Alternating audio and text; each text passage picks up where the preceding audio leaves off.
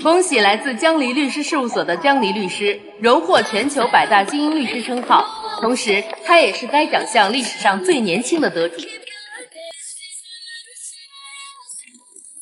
恭喜江律，恭喜江律，恭喜江律！江律，这些文件都需要您签字，放我桌上吧。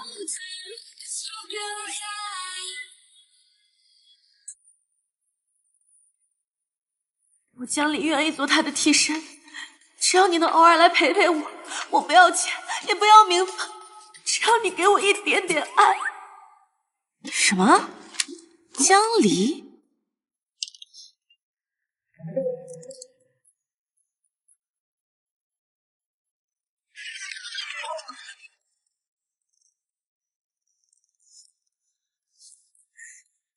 哭闹、割腕、抱大腿、被求爱，这是什么智商滑坡剧情？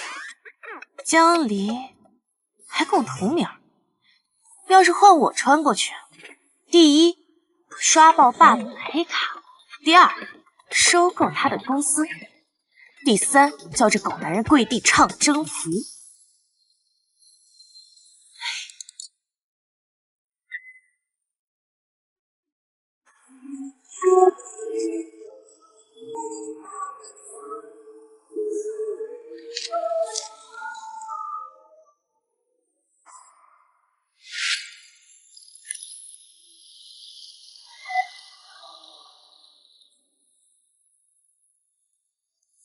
谁准你割腕？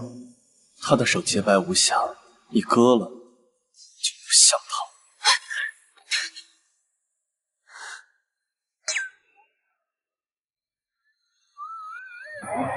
不是吧？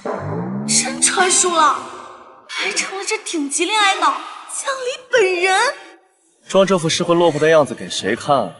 该不会想辩白跟我说你不图钱吧？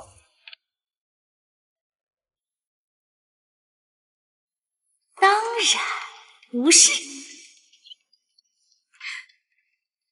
亲爱的副总，对不起，以前是我不懂事，今后我一定会好好扮演您的白月光的替身，顺便掏空你的财产，让你知道什么叫装逼遭雷劈。他怎么回事？这微笑怎么那么像我来表时慧姐看我的眼神？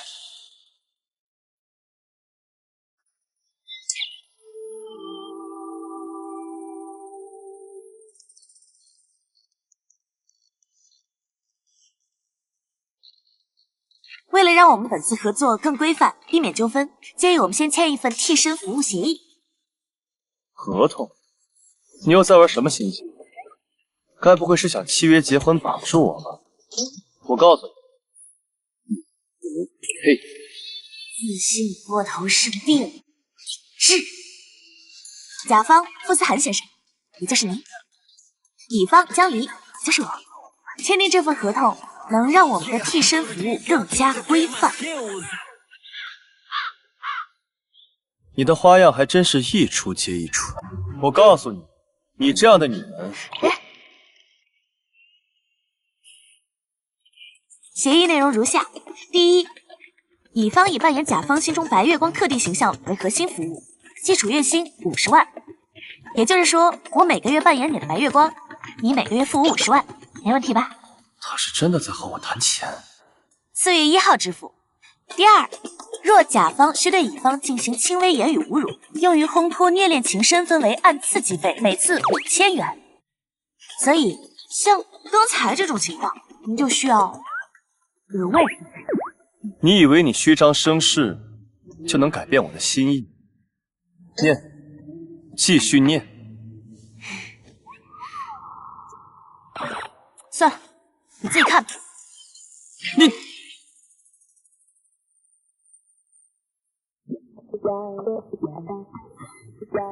乙方需配合甲方出演为爱吃醋、黯然神伤、倔强隐忍等情绪大戏，按小时计费，每小时8000元，不满1小时按1小时收费。为我吃醋还要收费？而且节假日3倍工资。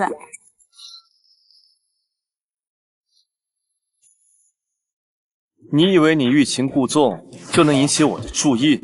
江离，你也太高看自己。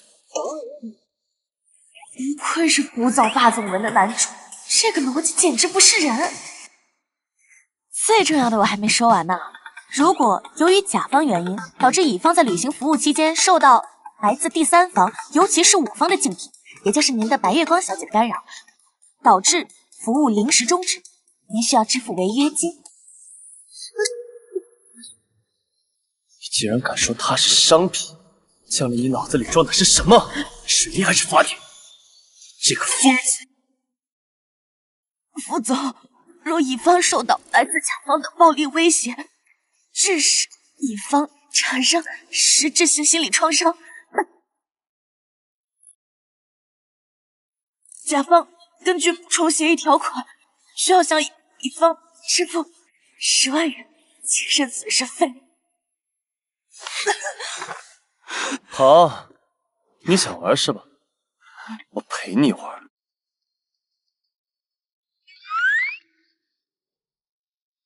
请用这种方式引起我的注意，我会用刑粉碎你的幻想。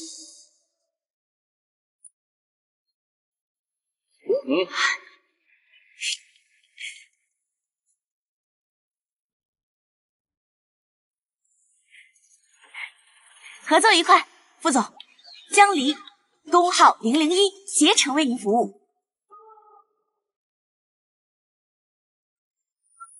上钩了，傅思涵，一个会行走的 ATM 机，我即将榨干你的价值，称霸整个世界。明天是安然回国的接风宴，你陪我去参加。好啊，不过这属于额外的通知加班，您需要支付特殊场景表演费，当然礼服和造型要另算。总计是73000元。总裁，您是现在转账还是？转账。明明是想捉弄的，怎么反而有种花钱请人给我添堵的感觉？款项已收到，谢谢惠顾，欢迎下次光临。接下来我们可以讨论一下宴会造型的问题了。请问你这边有指定的造型团队吗？如果没有，我这边有几个备选方案，性价比都比较高。性价比？你看不起谁呢？跟我走。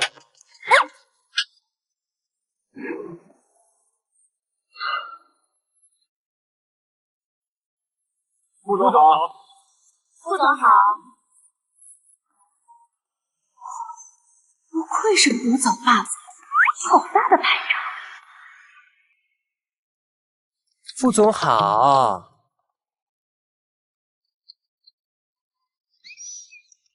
副总，这位是谁啊？这位是我的女伴。多半是某个想攀高枝的花瓶。副总，礼服裙已经为您准备好了，都准备好了。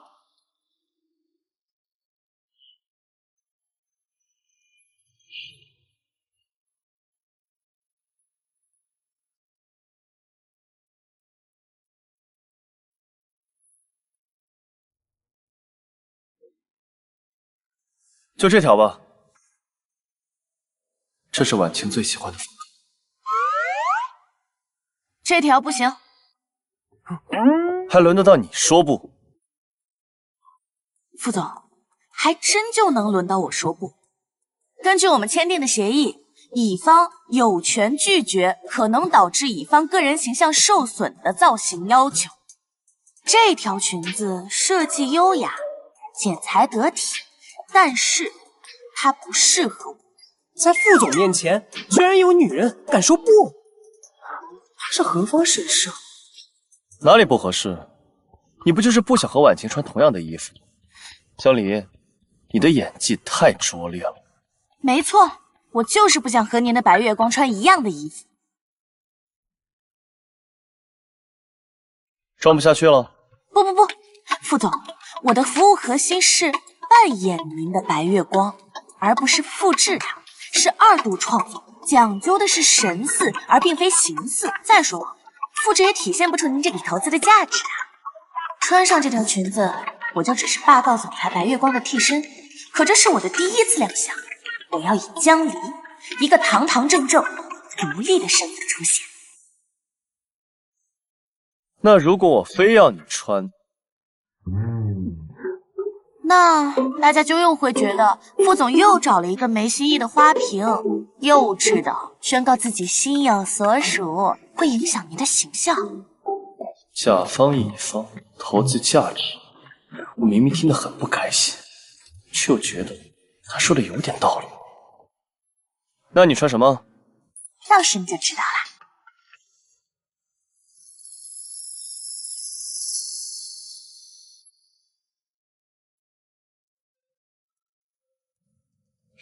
谢谢大家。但我这次回国其实只为了一个人。哇，是谁啊？谁这么幸运啊？思涵哥哥，你现在还是一个人吗？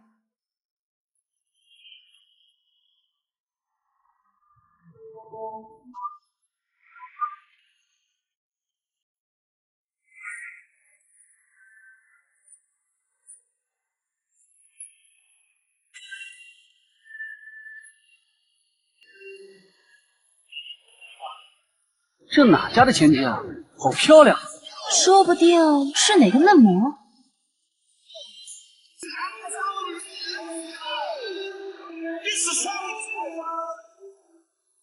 副总，10点钟方向，姚安然小姐的指甲已经掐进手心了。现在要我喂你吃个葡萄吗？你的警惕性比猎犬还高不少。借着工作日子亲近，江离，你的新把戏不过如此。毕竟副总付了钱给我。记住你今天的任务，别让姚安然缠上我。收到。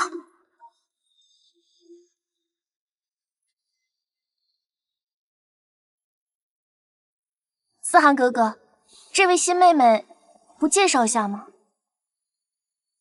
妹妹，你好年轻啊，还在读大学吗？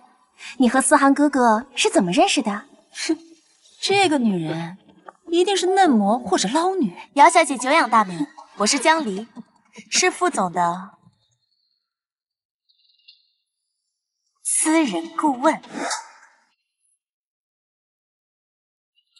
原来是工作关系。那安然小姐刚才可是有点咄咄逼人啊。原来如此啊，好馋，给我等着。私人顾问，女朋友这个身份容易引发不必要的情感纠纷和道德审判，但是私人顾问就不同了，既专业又高端，还能解释我为什么会出现在这里。最重要的是，什么？这个头衔很贵，完全符合你为我支付的薪酬标准。原来是江顾问，失敬了。思涵哥哥，你也真是的，来宴会还带着私人顾问，你也太敬业了。听见了吗？你就是个完成工作的工具人。嗨，没办法，副总的业务比较繁忙，风险无处不在。我作为他的私人顾问，需要24小时待命，以确保他的每一项决策、每一个合同都万无一失。有必要吗？那当然了，尤其是在签署某些会造成重大损失的长期合作协议时，对吧？这个女人是不是又在提醒我是一个花了冤枉钱的甲方？私人顾问，这个世界上竟然有当着老板的面说话如此嚣张的员工，哼，要么无药可救，要么恃宠而骄。哎呦，副总啊！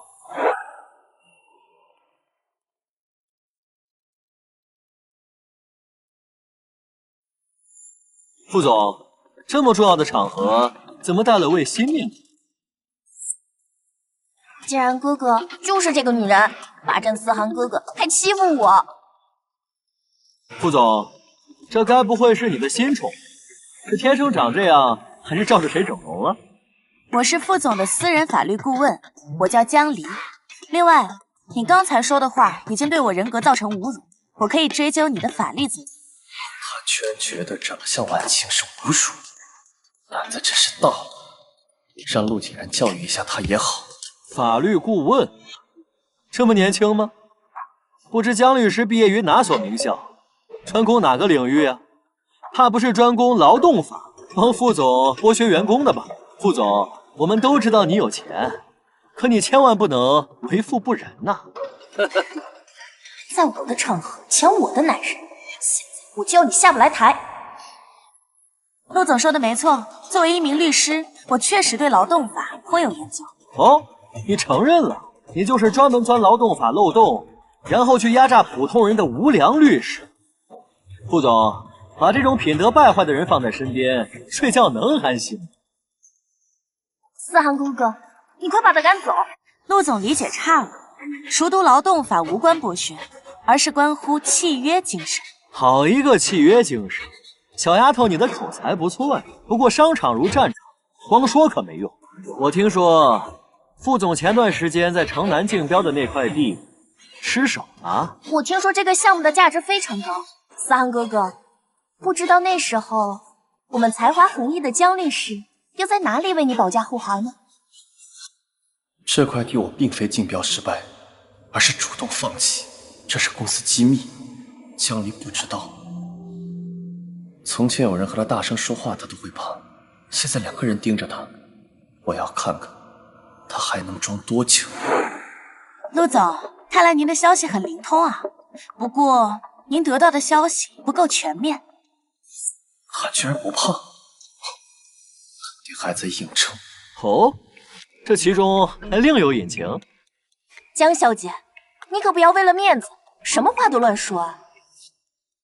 好了，差不多行了。你不过是想学上流社会的名媛对工作项目侃侃而谈，但也要学会接受想法和现实之间的差距。副总就那么笃定我对生意上的事情一窍不通？你整天在家里就是端茶递水、熬汤煮粥，怎么可能知道？事实上，副总之所以失手，是因为那块地的地下水存在轻微汞污染的隐患。汞污染？你乱说的吧？姚小姐可以去查阅一下相关报告，事实胜于雄辩。还真是这样。竟然让江小姐你说对了，这不就是个花瓶吗？她怎么知道这些？肯定是副总裁告诉他的。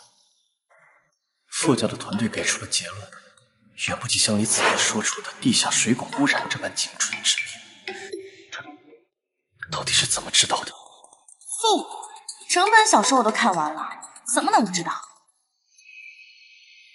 陆总，您现在明白了吗？副总不是失手，而是主动放弃。小丑，江小姐，你的专业能力让我敬佩。刚刚是我唐突了，我还有事，我先走了。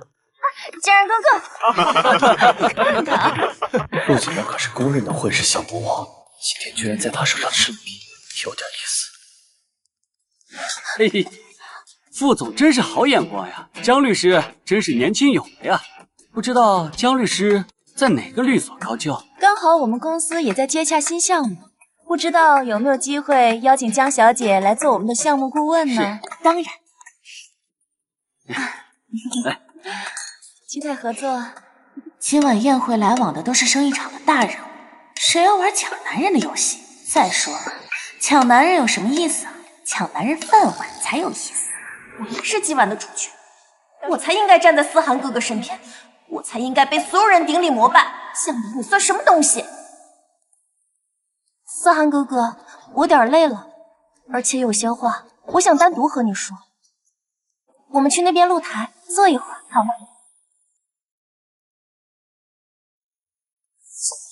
好。安然小姐，请等一下。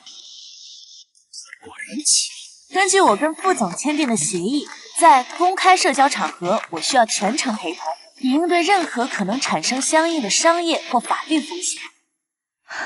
凭什么？为什么？我难道还会害思涵哥哥吗？我看你就是想插足我跟思涵哥哥的感情。安然小姐，这是我的工作。当然了，如果二位坚持需要私人空间，也不是不可以。那么我本时段的工作时间将提前终止，并且副总仍需支付全时段的费用。你不就是想要钱吗？思涵哥哥有的是，你哪凉快哪待着去。别在这儿影响我们了。好，我给你钱，让开。当然可以。姚小姐，副总若因与您的私人会谈产生任何具备法律效应的口头承诺或财务纠纷，是另付费的，起步价10万元，该费用需要姚小姐来承担哦。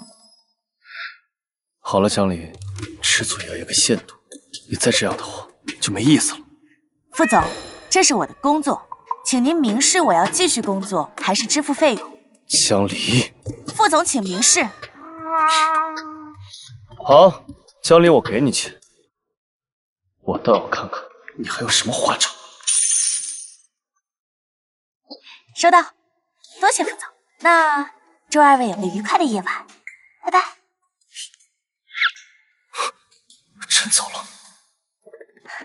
思涵哥哥，现在没有外人打扰我们了，我们去好好说会话好吗？安然，别这样。江离，回来。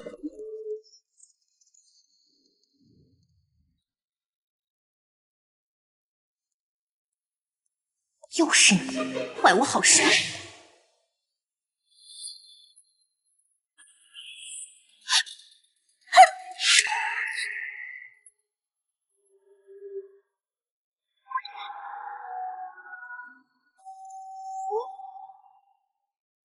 他竟然第一时间护着我，难道是怕我要借机讹他？我肯定是疯了。对不起，江小姐，我不是故意的。思涵哥哥，安然，你不该这样。思涵哥哥竟然帮着他说话，就该把酒杯往他头上扔。姚小姐，暂且不论你这拙劣的演技，你知道我身上这件礼服多少钱吗？我又不是故意的。再说，你个小顾问能穿多贵的礼服啊？完了天呐，今年早秋高定系，全球限量3件，因为要加急使用，副总还特意支付了30%的额外费用，一共188万。什么？188万就这么毁了？这也太奢侈了吧！你敢让我赔？你知道我爸是谁吗？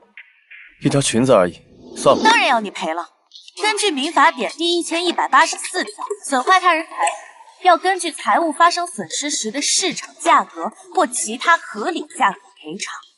姚小姐，我不知道令尊是谁，在哪里高就，但是弄坏了别人的东西就是要赔。该不会还要赖账吧？当然不会，小钱而已，我也不会放在眼里。只有像你这种来自社会底层的杂碎，才会这么斤斤计较。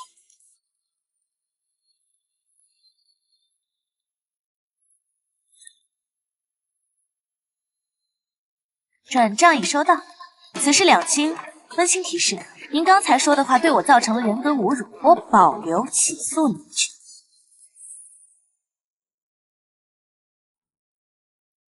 思涵哥哥，你看他呀，收了钱还这么咄咄逼人呢。安然，自己犯下的错误就要自己承担，况且他说的也没错。连你也不帮我，拜拜。哇，专业！江离小姐的业务能力也太厉害了。姚小姐以前没少给别人群姐泼酒，没想到还能吃这亏。报应虽然会迟到，但一定不会缺席的。大家以后有相关业务上的问题，欢迎咨询我啊！欢迎。江离，你让我今天很没有面子。可是我很有面子啊。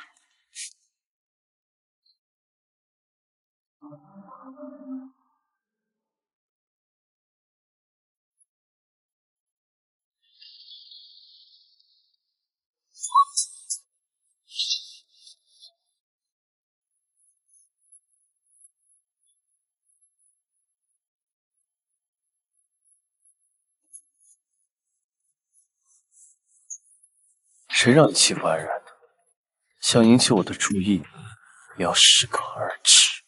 副总，你疯了吧？我为什么要引起你的注意啊？因为你喜欢我。我喜欢你。那为什么心甘情愿过来做我白月光的替身呢？为了钱呀。同样的把戏用一次就够，多了可就腻了。我说的是真的，现在就业环境这么困难，年薪1000万的工作可不好找。哦，对了，副总，今天晚上这种情况属于特殊情况，我已经给你妥善处理了，账单我稍后发到您的邮箱，合计177万。你是不是以为我不敢解雇你？1000万年薪，我就算丢进水里听个响，也不想养一个骑在我头上的大人。副总当然可以解雇我，但是你首先要考虑一下解雇我的后果。解雇我，可就相当于把一把锋利的武器递到了竞争对手的手上。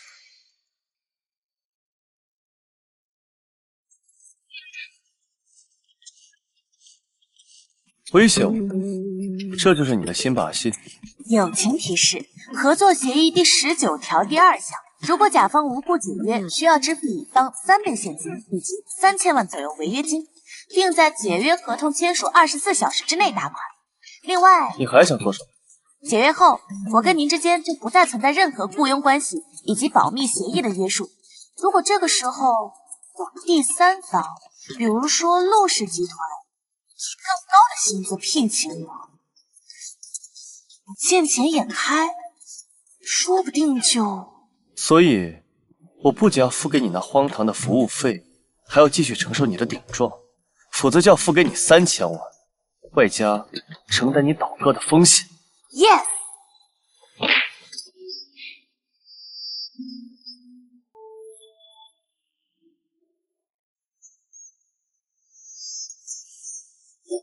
好，我答应你，从明天开始来我公司上班。装独立女性引起我的注意，以为背点法条就能拿捏我。来到我的主场，我有的是法子让你知情。我听副总安排。傅思涵啊，傅思涵，你真是气昏了头！你让我去你公司，这和让老鼠进粮仓有什么区别？收拾收拾，公司准备姓姜了。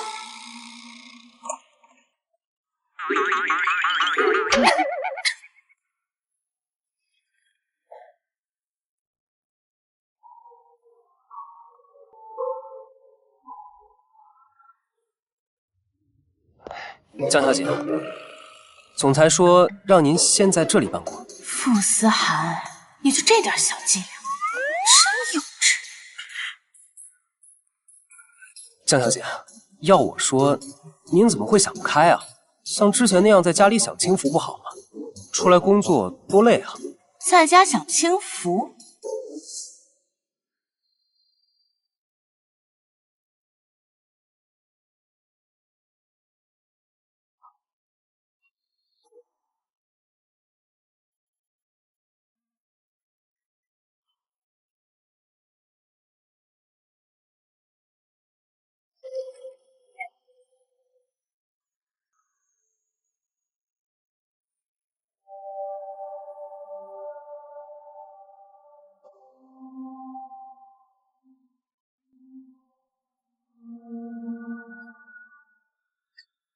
淡了。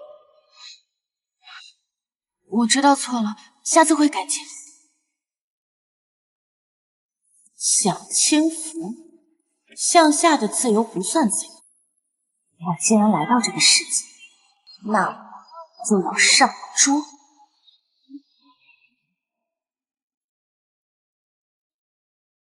周特助，麻烦你记一下。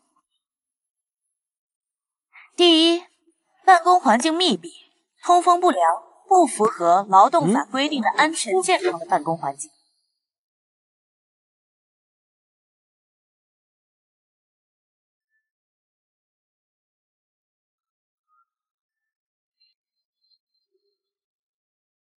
第二，通讯设备落后，无法接入公司内网，无法进行视频会议。第三，作为年薪1000万的危机公关处理专家，我在这里办公，严重影响傅氏集团的品牌形象。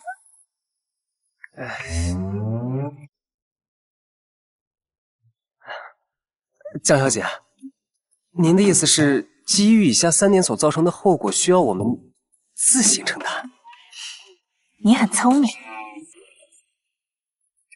谢谢您啊。当然，这些只是我基于专业角度给出的危机分析，具体如何决策还要看你们副总。所以，麻烦你把我刚才说的话原封不动的转告他，谢谢。原封不动。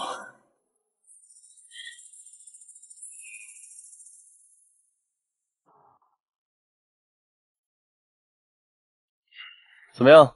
他知道错了吗？现在是不是已经哭着回家了？江小姐对您安排的办公室提出了3点要求，并且声明，如果因为这3点引发的后果，您自行承担。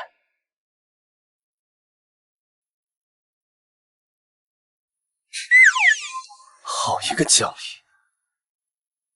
他是不是以为我拿他没办法？总裁息怒，其实我们完全可以借力打力。半个小时后就是高管会议，我们不如让江小姐参加。那些高管一向难缠，他们肯定会对空降的江小姐产生质疑。好主意啊，夏公子。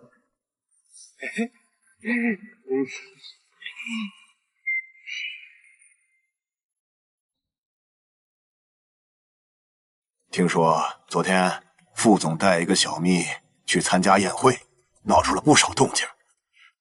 今天还来呢。哼，不过是个初出茅庐的小姑娘，有点书面上的知识，真把自己当人物了。我看呀，就是在副总面前长脸，和安然小姐争风吃醋，不成气候。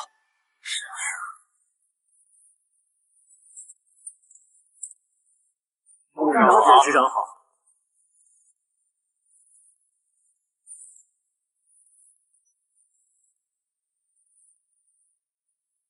准备开始开会。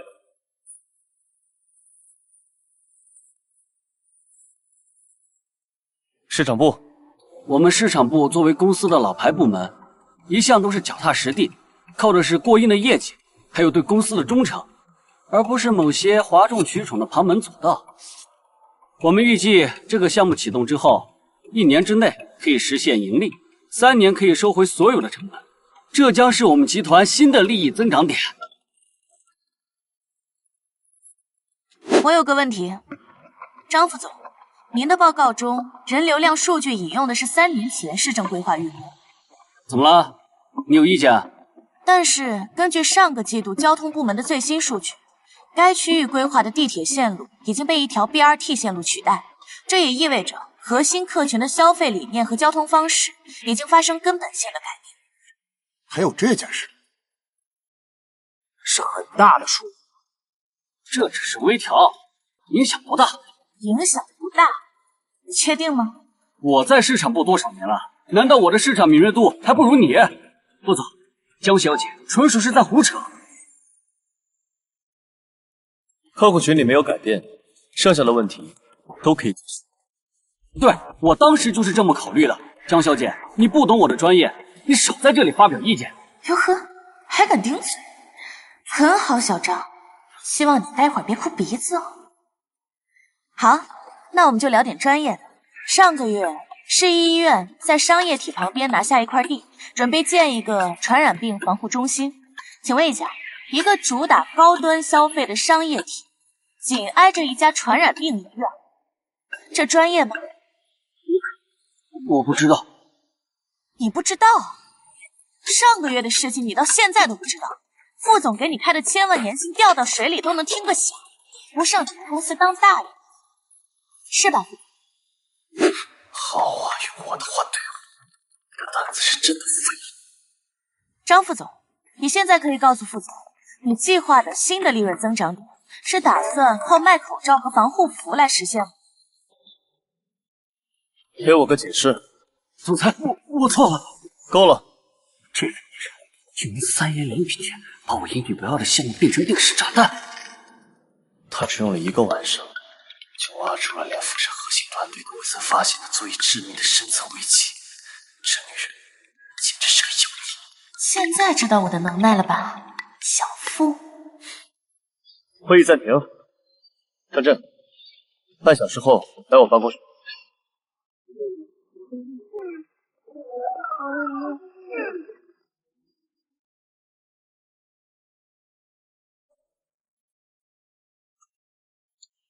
副总，明天上班前，我希望看到符合我身份的配置，否则的话，我之后的工作恐怕只能在您的办公室完成了。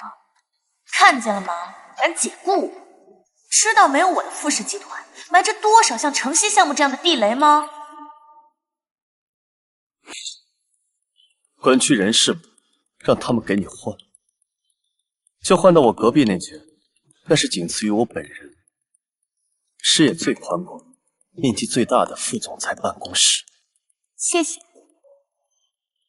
另外，副总，刚才是您第2次对我说过，记住，事不过3。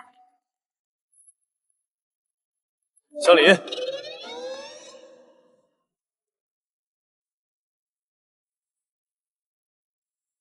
不出声挑战，干得不错。虽然我很不想承认，但是他确实具备非一般人力具备的远见、能力、谋略和智慧。或许我应该对他态度好一些，毕竟他为了帮我，付出了时间精力去学习。大哥，你憋了半天就说这个，副总满意就好。不过这是另外的价格。另外的价格？是的，副总。根据我们的替身服务协议，我的服务范围包括扮演满足甲方情感需求的特定角色，但并不包括对富士集团重大投资的商业尽责调查、风险评估以及危机干预。所以呢？所以刚才会议上的行为属于超纲服务。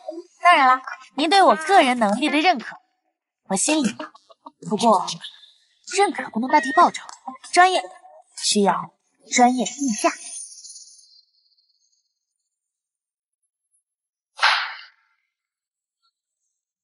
我跟你谈感情，你跟我谈合同；我跟你谈工作，你跟我算超纲。我夸你一句，你反手给我一个账单。江离，不是人，你是一台精密的仪器，这根本不是替身，是南宋的服务。这个游戏是副总您同意了的呀？怎么，您反悔了？你最好适可而止。我不喜欢你现在的样子。副总说这么多是为了不给我钱吗？咱们两个都这么熟了，我可以给你打折的。不用，你就说吧。我一句干得不错，值多少钱？详细的费用我可以在午休前发你。我可以回去工作了吗？别耽误我赚钱的时间了。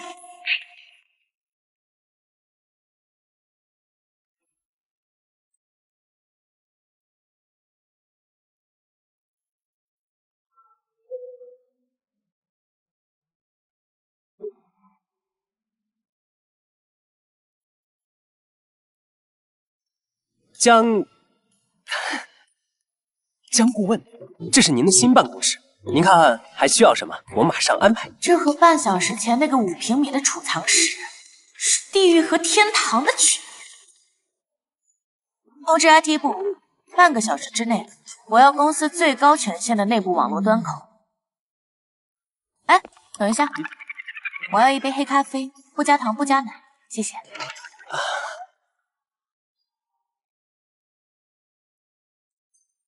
唉，颤抖了 NPC 们，你们的神要开始大展宏图了。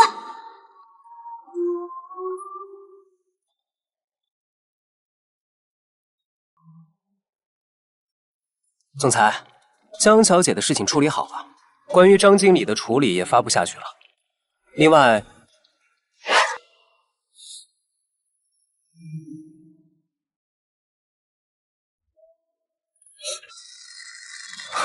好，很好。总裁，您要不要喝口水啊？但我怎么突然觉得江离说的对啊？啊，总裁，糊涂了。他的处理方式虽然没有感情，但却是顶级、绝对理性，以其利益为唯一导向的最佳商业解决方案。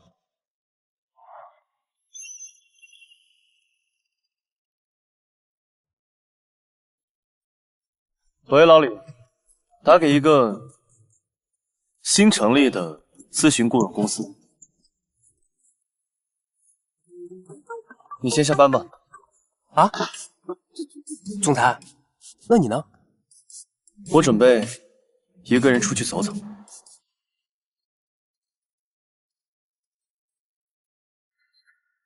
去哪儿？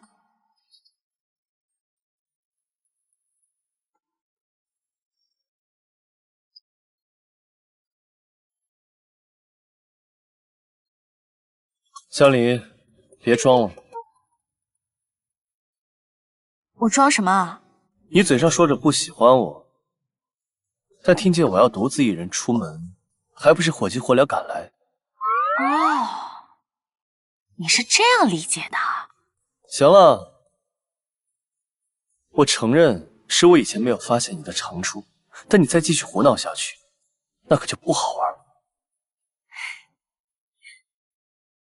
副总，现在是下午时间3点15分，距离我的下班时间还有2小时45分钟。按照协议，我必须要完成本日的工作时长，不是故意跟着你的哦。你说什么？哦，我懂了，副总是工作太累，想玩情感 play 了。小妖精。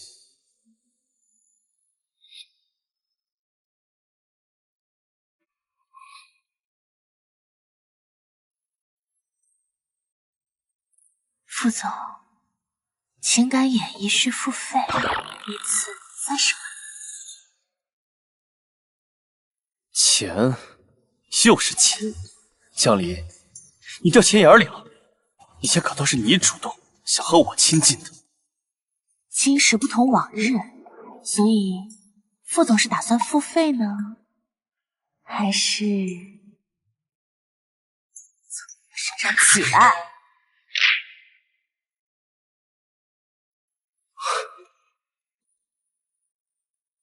江离，我最后再警告你一次，欲擒故纵的把戏玩多了就不好玩了。合同赋予了你随时向我付费的权利。开车。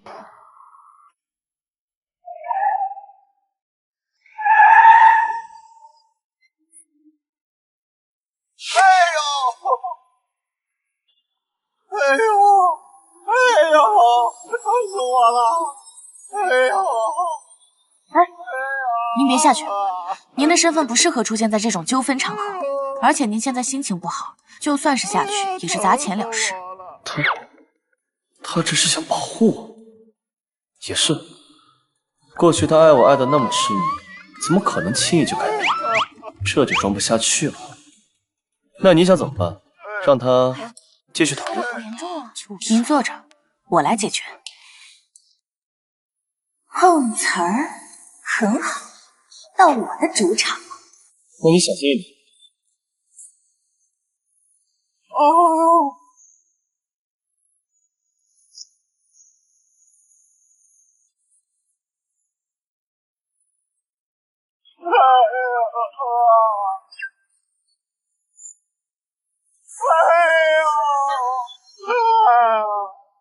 有钱人杀人了！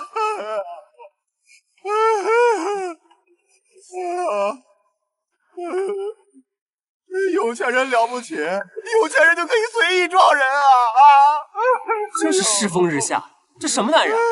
遇到事让一个小姑娘解决，算什么男人啊？就是啊，下车，下车！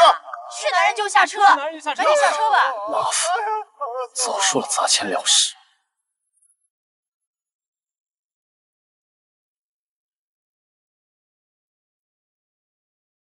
有什么事情跟我谈。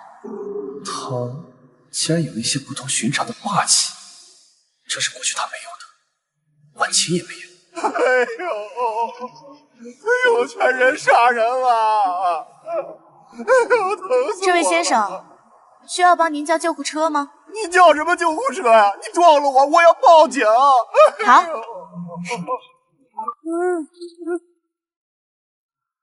喂，你好，是报警中心吗？我在怀庆路和同庆路的交叉路口发生了一起交通事故。不，没有人员伤亡。你还真报警啊？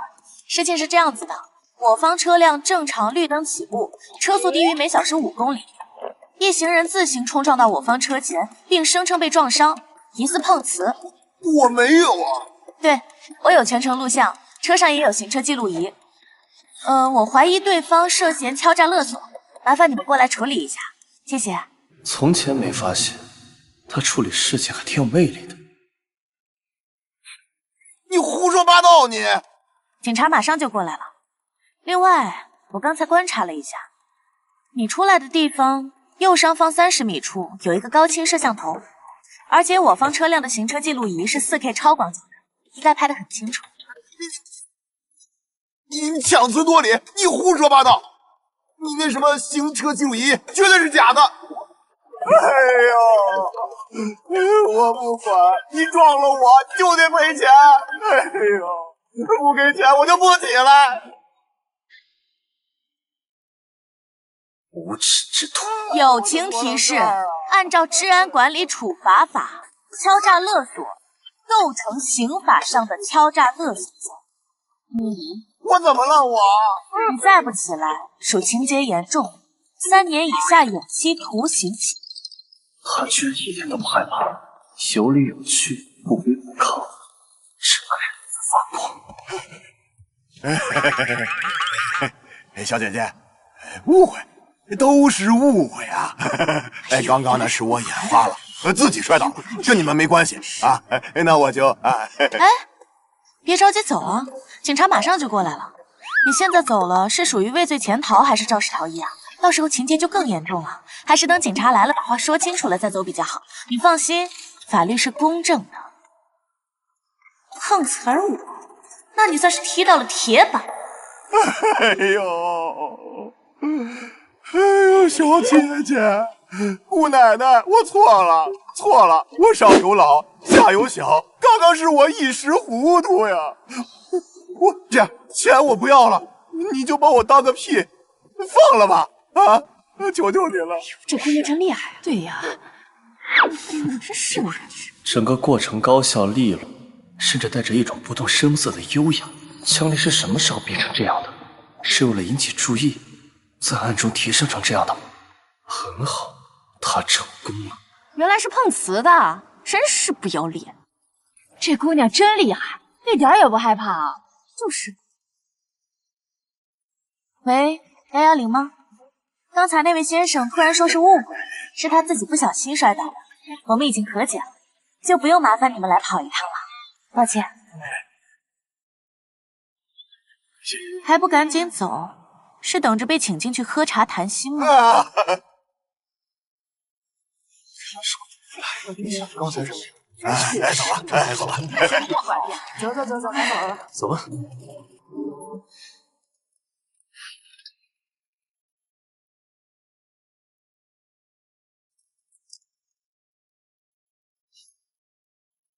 你以前处理过这种事情？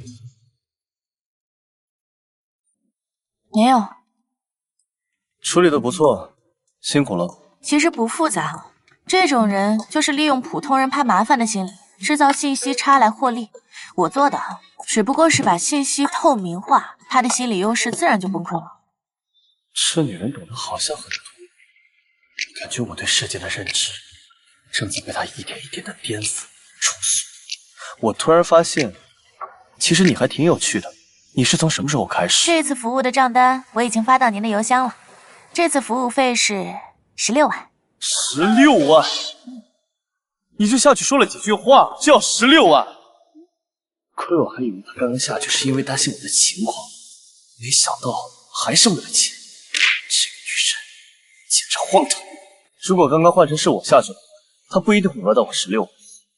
没错，刚才如果是您下去，大概就会砸5万块钱了事。对方看您开着豪车，应该会坐地起价，最后你应该会花差不多10万块钱。原来你心里还挺清楚。但是，我刚才只花了5分钟的时间，就给您省了起码10万块钱，还规避了无法估量的品牌形象损失，维护了你一下午的好心情。这样算下来，是不是觉得16万还挺值？好，他没讹到的部分换你来讹。小李，你有完没完？咱们服务人员的事情怎么能叫讹呢？副总玉树临风，说一不二，富可敌国，肯定不会赖账的，对吧？傅思涵，在我面前就是个弟弟。账单发我邮箱上，但是我是为你刚才最后一句话买单。夸他能挣钱，还真是人傻钱多。开车。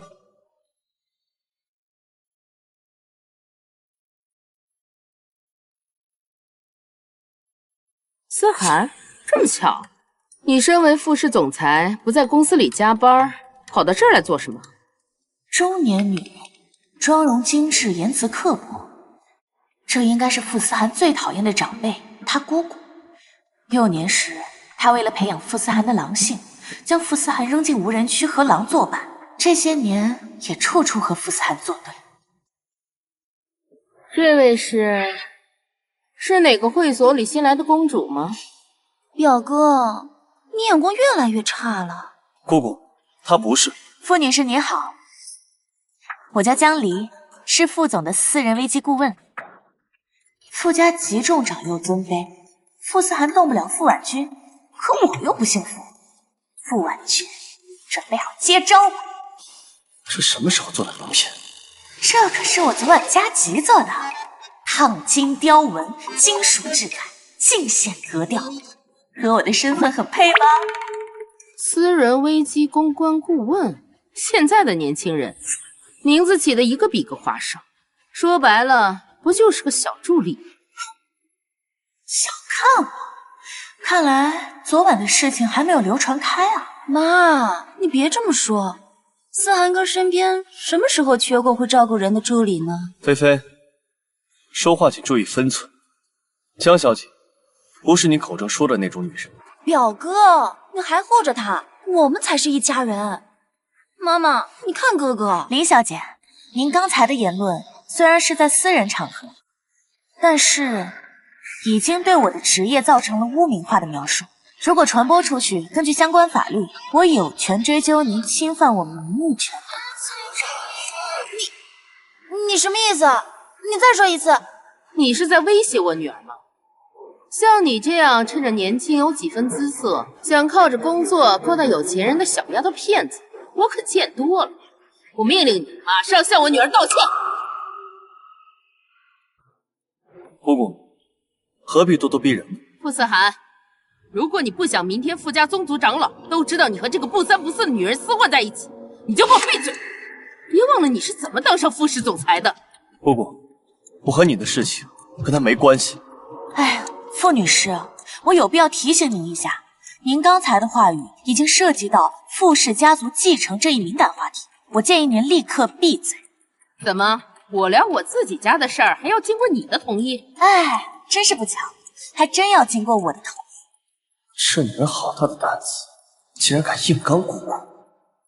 傅女士，如果今天傅氏估值内斗的新闻传出去，大概率会造成傅氏集团内部治理纠纷，同时会释放出傅氏内斗的负面消息，影响股价，造成经济损失，而这些全都要由赵氏方来承担。你可以吗？思涵，姑姑可是为了你好，你一点都不领情吗？你还看着这个女人在我面前耀武扬威，用亲情绑架我，黔驴技穷就来这招。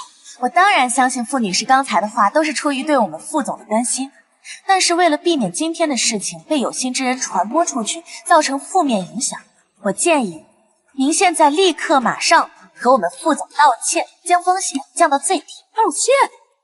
我向一个晚辈道歉？哼，你问问他，他敢接受吗？思涵哥哥，如果舅舅知道了的话，你会还骂他。所以说，傅女士，您完全不担心自己对傅氏集团的影响，还是说在傅女士您心里，傅氏集团的利益轻于鸿毛，只要您的面子重于泰山就可以了？啊，您别误会啊，我就是问问。从小到大，他是第一个会在姑姑面前护着我的人。我本来想用身份、规矩、人情这些模糊的社交武器来羞辱江离，没想到他根本不和我在同一个频道里对话。上流社会的圈子里，没人敢这么和我妈说话，我一定要让她好看。思涵，今天这事儿是姑姑不对。姑姑，没事的话，我们先去吃饭了。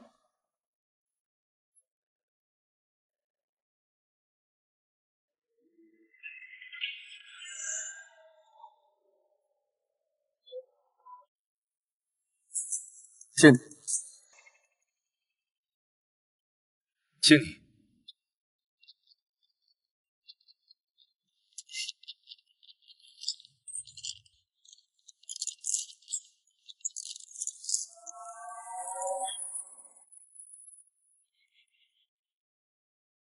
这是第一次。傅总第一次敬人酒。从前我姑姑仗着傅家的权势，不把任何人放在眼里，包括我。这还是我第一次见到他们被人按在地上摩擦，还是被一个来自低阶层的人才，一个你们这辈子都不可能瞧得上的人。抱歉，我不是这个意思。有也没关系，我无所谓，因为什么？因为他内心强大。因为不管是你还是你的家人，你们怎么看我都不在乎，我又不可能一辈子为你们而活。不在乎？那他刚刚护着我是做什么？欺骗我的感情吗？江离，你变化很大。说来听听。从前你都是害怕我离开你，现在你好像什么都不怕。恐惧都是来源于未知和失控。当我了解了规则，并且能预判所有可能发生的结果，其实就没什么值得恐惧的了。恐惧是弱者的事情，我可不是弱者。包括激怒我离开你。副总，你胡说什么呢？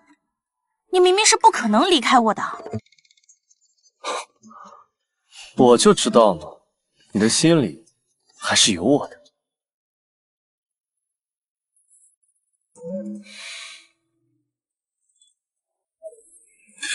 哎，怎么了？快擦擦。我们是有合约的，今晚的服务费是30万。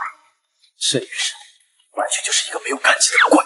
谈感情多俗啊！要谈我们就谈钱。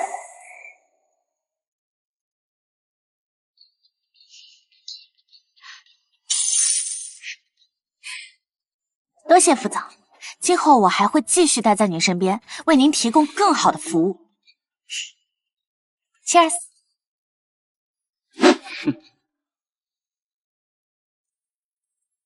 哟，周特助，这么晚了怎么过来了？是要聊工作上的事情吗？现在可是已经过了工作时间了，记得问他要加班费。我谢谢您啊，江小姐。不用客气，以后有任何劳动纠纷上的问题，都欢迎来找我，我给你友情价。我还想多活2年呢。江离，我给他开的是最高时薪。哇，那你人蛮好的，但是这并不代表你不需要支付他加班所产生的加班费。加班费我会给你的，跟我来趟书房。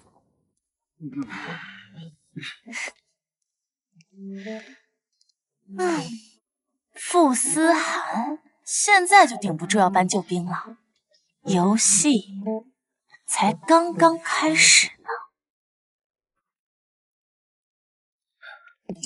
总裁，您的意思是江离小姐又从您这里划走了46万？钱不重要，最重要的是他根本就不在乎我，不在乎，懂吗？我傅思涵从小到大第一次感受到被人玩弄在掌心。所以，总裁您是更喜欢之前的江小姐？从前的江离像个只会妖宠哭闹的洋娃娃，所有的喜怒哀乐都围绕着我，没有攻击性。虽然温柔好掌控，但更多的像一个假人。哦，我知道了，总裁，您更喜欢现在的江小姐，但不喜欢她用钱去衡量你们两个之间的关系。哦，你很聪明嘛。有没有什么方法把现在的他和过去的他结合一下？我来解决。不然我雇你干嘛？对，我来解决。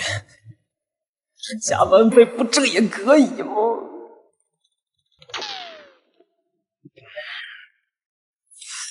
哦，我知道了，总裁，江小姐之前对您小意温柔，是因为她喜欢你。如果你能让现在的江小姐也喜欢上你，不就两全其美了吗？嗯，很好，你来想个办法。哎，妈的！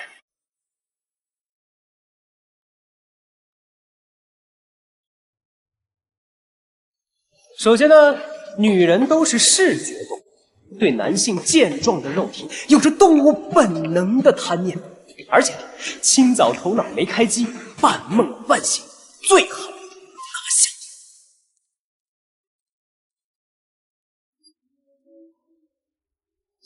Yeah, baby. Nothing like the last time.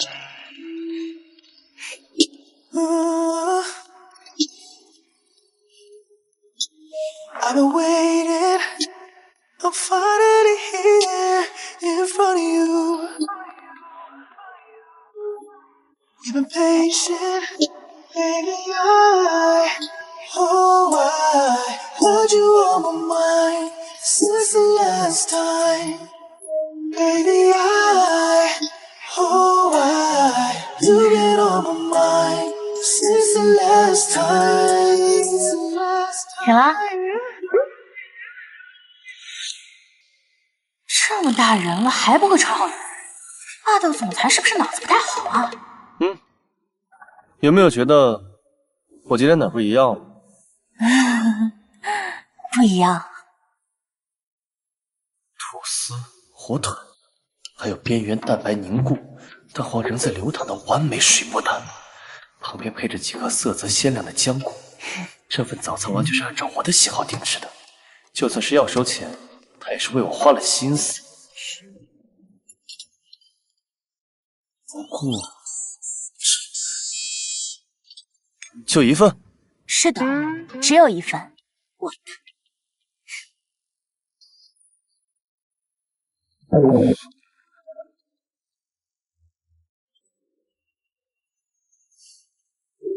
我也要一份。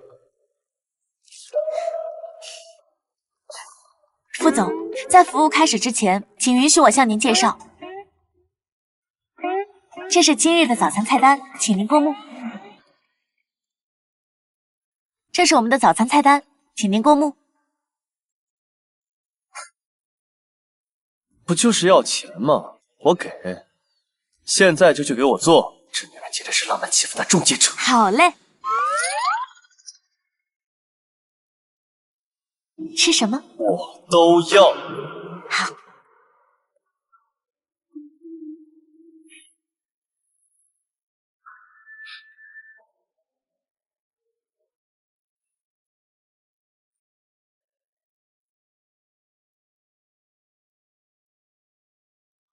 爸，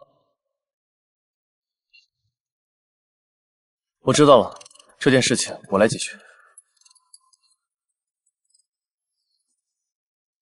出事了，副总，请用餐。你今天的工作暂停，晚些我会让周岩把你的薪资结给你。这是逐客令？不行吗？不行。你什么意思？难道他看出来我现在心情不好，想留下来陪我？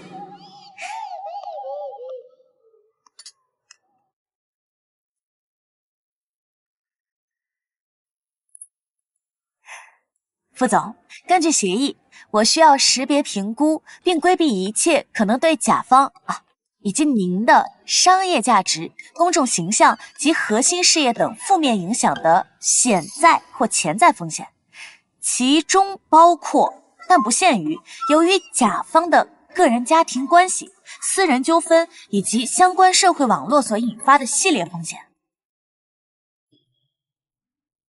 你是在关心我，还是完全为了工作？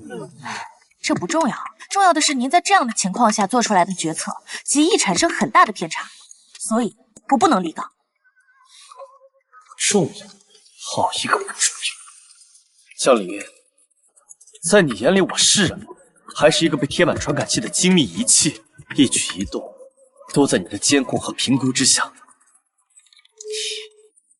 你们还把我当人看吗？你们？他这是原生家庭的伤口遇到梅雨季又痒了，突然找我寻求关爱。副总，收起你的小情绪，现在最重要的是解决问题。好，你要解决问题是吧？我弟弟傅庭远在 A 大跟人打架，把教授的一个儿子打进了医院，现在人就被扣在保卫处。老爷子给我打电话，让我处理干净。你来解决。你弟弟，我记得他应该是你同父异母的私生子，这些年来一直在给傅家惹麻烦，是傅家一直想除掉的困难。他竟然记得这么多和我有关的事，所以这件事情一定要我来解决。他是不是担心我解决不好这件事，会被家里人惩罚？家族丑闻、校园暴力、名人后代潜在的舆论危机，这可是顶级的项目，肥水不流外人田啊！副总，请您给我个机会。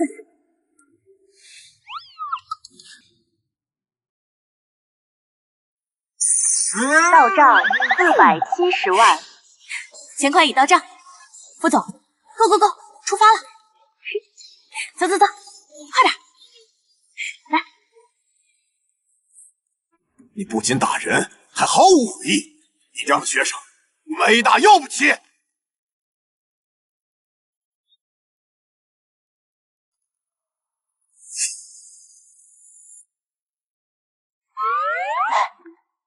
他就是你弟弟啊？怎么？没你帅。都什么时候了，还说这种话？快处理事情。手当。你就是这个纨绔的家长？孙教授您好。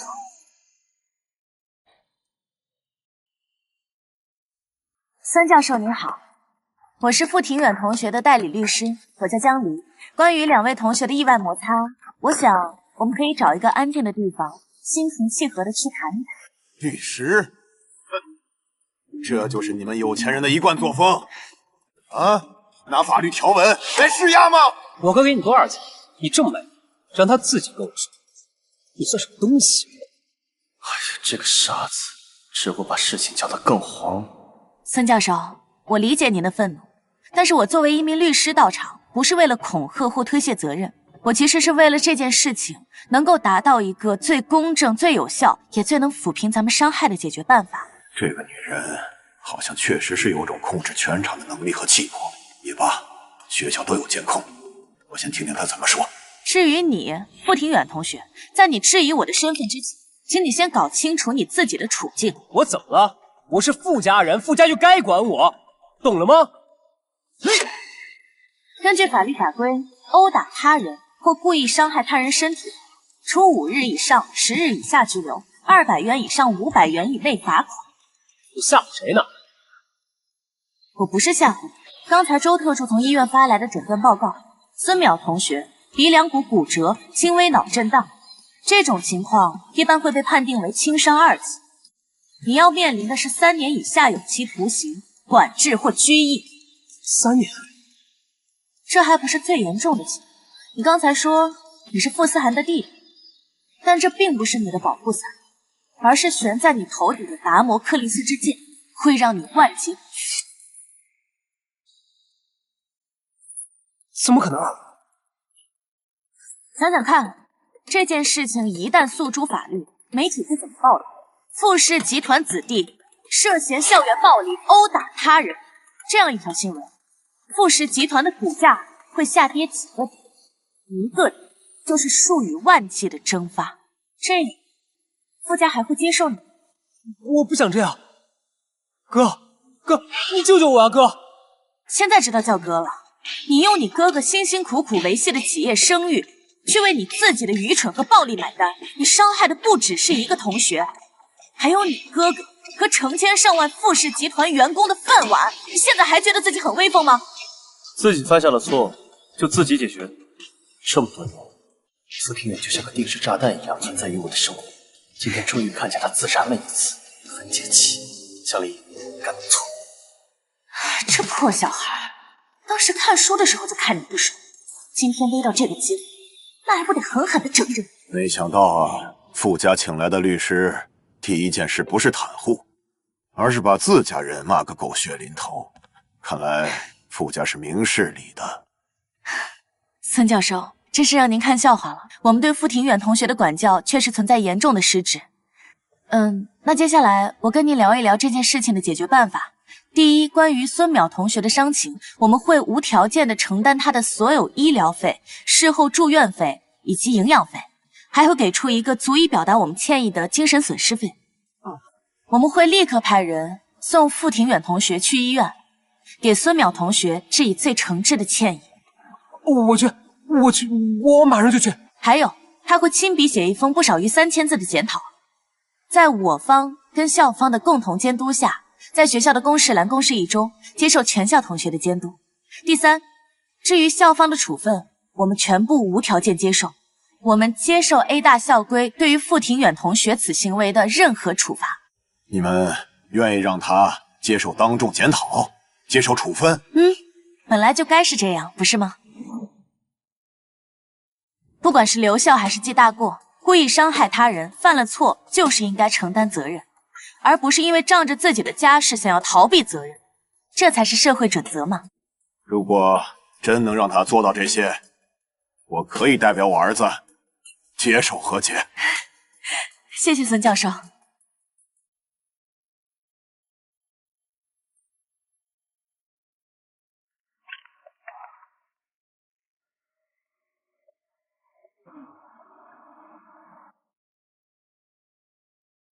你是怎么做到的？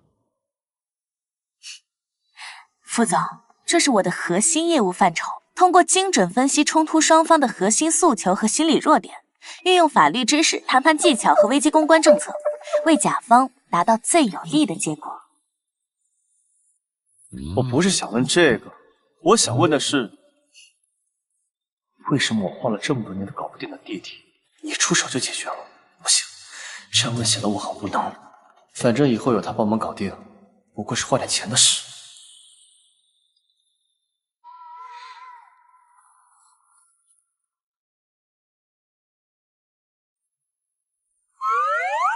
副总，这个价格买你弟弟未来10年的安分，很划算吧？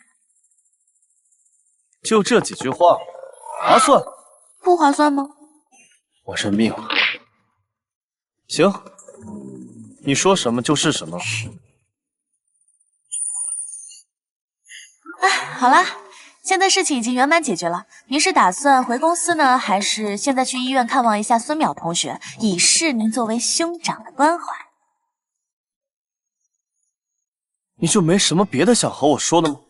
比如说，我虽然坐拥傅氏财团1000亿资产，但其实背后藏着原生家庭埋下的定时炸弹。你就不该说点什么吗？您是想让我心疼您一下？开车。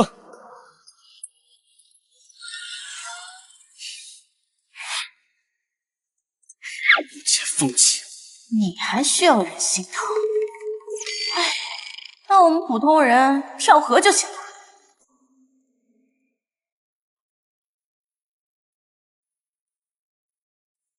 副总，早。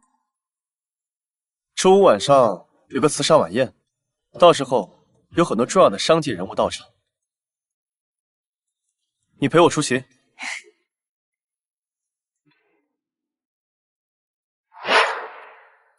周岩，视觉冲击不管用，还有没有别的方法？要不我们加入一个竞争机制？继续说。之前参加宴会，您都是那些世家名媛的焦点。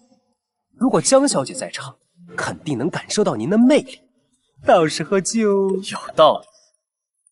把最近规模最大的刑检找来。是。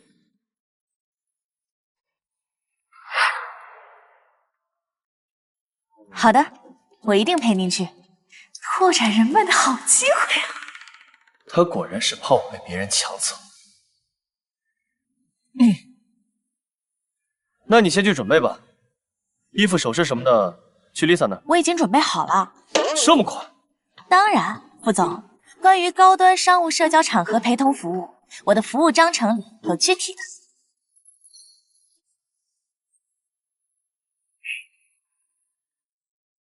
副总，请您先选择服务套餐。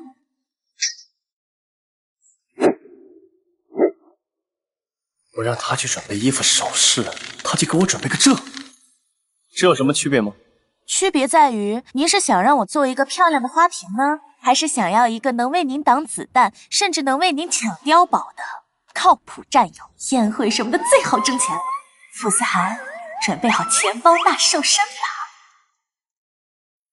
豪华定制，我堂堂傅氏集团继承人，钱多到这辈子都花不完。要用就用最好，这种场合，万一出了什么幺蛾子，绝对会非常棘手。与其那时候在手忙脚乱的为江离家收突发事件处理费，不如一开始就买个顶配。唉，图个清静。副总大气，要的就是你这句话，傅大鱼。接下来我为您介绍一下合同的具体内容和细节。豪华定制套餐，起步价60万。鉴于这一次的媒体曝光度很高，我们需要承担您的形象风险和公关压力也会相应提升，价格上需要小小的上浮20%。没问题。另外，考虑到您过往比较吸引麻烦的体质，我这边建议您增加一个前任或白月光或潜在情敌突发应急预案，售价8万8，预案一经启动，效果童叟无欺。行，好嘞。只要这次宴会能让他重新燃起对我的狂热追逐，这些都不算什么。总计888888，账单已经发送副总的邮箱，还请在活动开始前完成支付。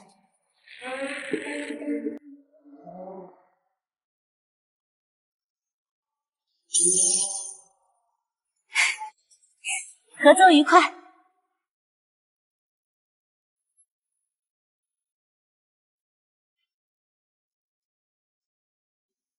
副总，您一个人来的吗？可以喝一杯吗？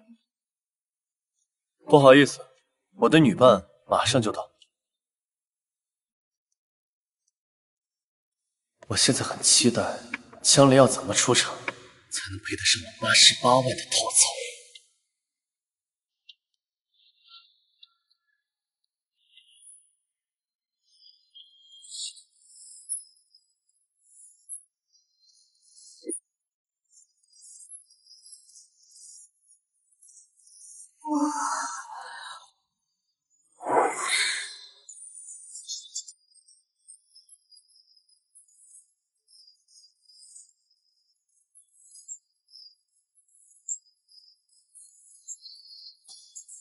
副总，我今天的出场您还满意吗？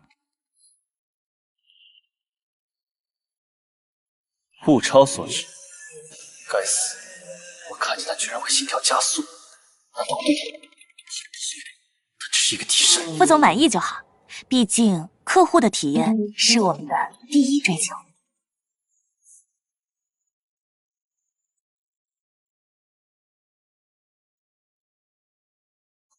走吧，傅先生，开战了。那是谁呀？副总的新女伴？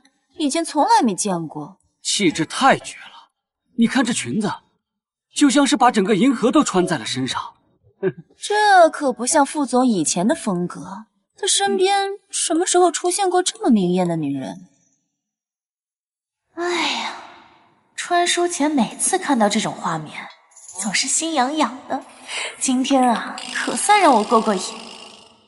右手边的是天恒基金的张董，他女儿最近刚接手了一个新能源项目，正在进行 A 轮融资，我们可以过去聊聊。别看李总，他旁边那个才是关键人物，是一个隐形投资人，主管风控基金。他3分钟后会去露台抽一支雪茄，那是我们的最佳接触时机。为什么跟我说这个？副总，这是您套餐里购买的内容。你看那边那个穿香槟色礼服的女士，她是一名知名艺术家，还是张总的红颜知己。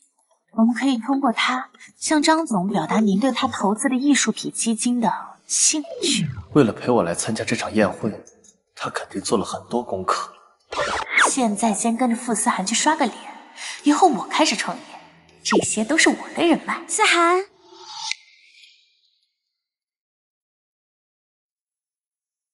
这个声音，婉晴，真的是你？我找你找了好久。苏小姐，她不一直是副总的白月光吗？仔细看，江离小姐倒长得有几分像苏小姐呢，婉婉泪清。副总还真会玩。只是不知道替身和正主都在副总面前，他会选择谁？这位女士，你是？你谁啊？滚开！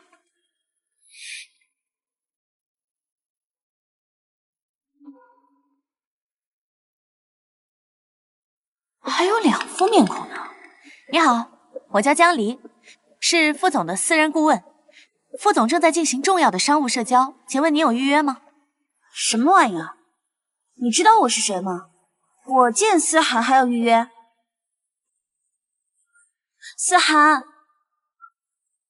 我找你有私事。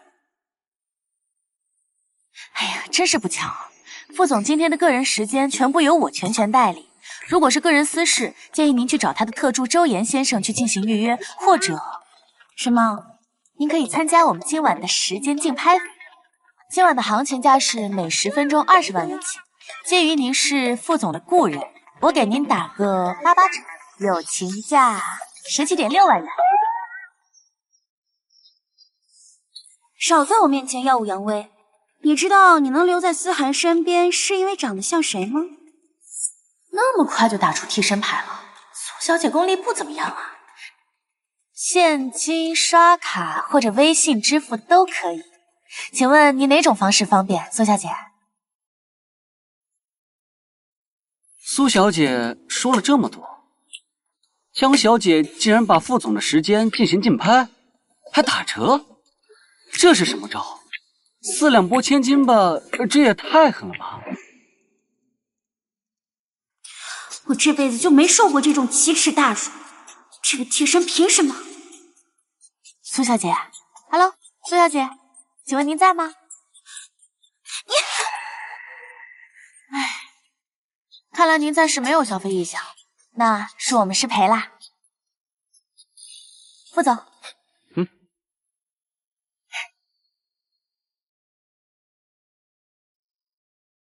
江离，你这么做也太过分了。副总，咱们是来这里工作的，你认真点。他果然还是吃醋。不对啊，我最开始想要的不是婉晴吃醋。这什么情况？替身胜利了？好精彩的一场戏呀！什么时候苏小姐还吃过这种亏？特别是在副总的这件事情上。江离，你给我等着，我一定会把思涵哥哥抢回来的。哎，应急预案执行完毕，危机已解除，无附加费用产生。综合分析，此次服务价值体验超8万。副总，您赚了。我觉得今天晚上的事情没那么容易结束。苏婉晴和林菲菲关系很好，如果他们联合在一起，欺负我？我的意思是，有什么特殊情况，第一时间通知我。副总，你不会真的担心他们欺负我吧？我没有，我只是担心婉晴，她性子弱，今天晚上的事情已经让她很难受，如果再受到什么别的刺激，我怕她会想不开。明白，他不惹我，我就不惹他。至于你们的爱恨情仇，你随意。我是那个意思吗？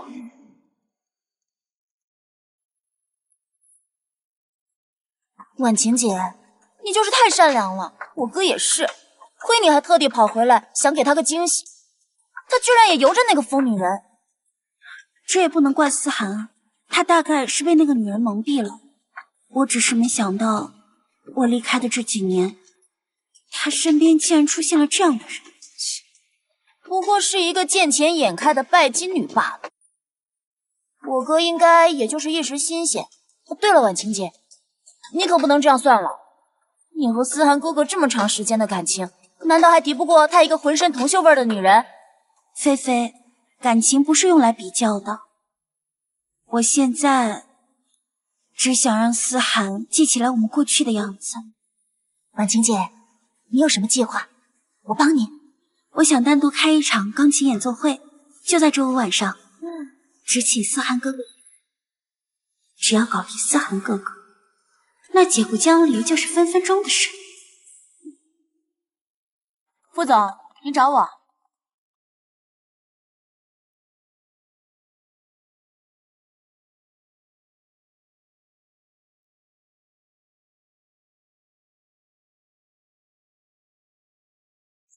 是无有思涵。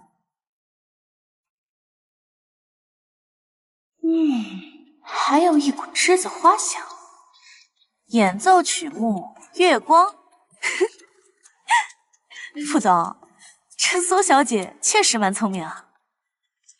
这首曲子是傅思涵和苏婉晴少年时代共同的记忆，旋律响起就能直击傅思涵内心最柔软的角落。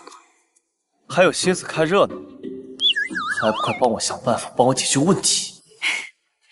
这次活动我会陪您一起出席，并且不收取任何费用。果然还是在乎我呀！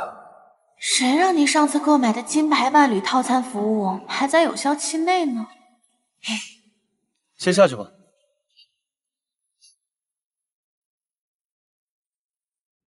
Yes！ 赤言，你说这算是竞争机制起效了吗？包起效，总裁，你没发现江小姐比之前更自在？她甚至都没有提收钱的事，就答应陪你去。好像是啊，但我感觉江小姐可能就是慢热，到时候去了现场，她肯定没有心思听什么乐曲，一看到你跟苏小姐亲密，可能止不住就哭了。好 ，Hello， 副总。我是否需要准备一些相关领域的专业知识，比如说曲目赏析之类的？这就是没心思听。不用啊，那我先走了。不行，还得再想个办法。目前的情况比较复杂，如果想要引起江小姐的注意力，可能需要总裁您牺牲一些色相和苏小姐亲密些。毕竟您喜欢的是苏小姐，对您来说没影响，不是吗？我喜欢是婉晴吗？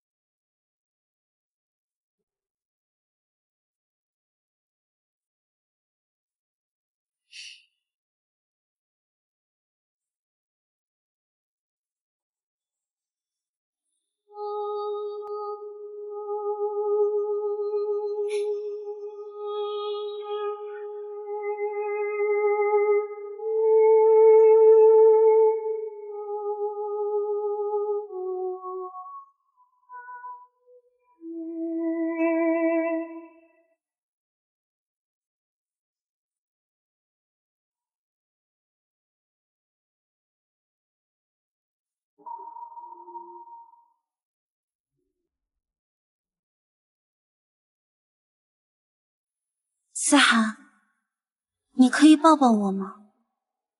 分开的这些日子，我每天都在想我们一起度过的时光，在想你。如果要引起江小姐的注意，可能需要总裁您牺牲一些色相，和苏小姐表现得亲密一些。你看一下苏小姐，然后，反正你喜欢的也是苏小姐，对你来说也没损失的。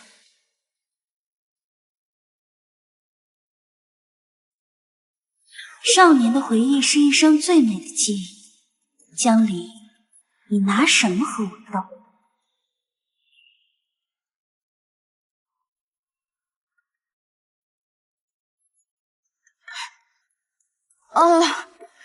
不好意思啊，我刚才手机忘记调静音了，抱歉，打扰你们二位了。工作时间忘关手机，他也犯这种低级错误。哎呀，就因为怕错过紧急事件，居然犯这种低级错误，简直该死！对了，副总，我今晚的工作时间到了，接下来的时间就不打扰你们二位了。让座，那看来是真的吃醋。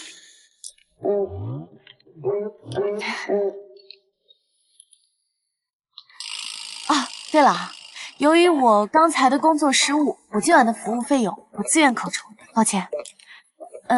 还有苏小姐，你琴弹得真好，堪比专业的演奏家。还有这首《月光》的曲子，非常适合您的气质。这是什么套路？装大度？江离，我之前还真是小瞧你。来了。江离，思涵，你现在就要走吗？我不想让你走，就算只是普通朋友，我千里迢迢的回来，你跟我吃一顿饭都不行吗？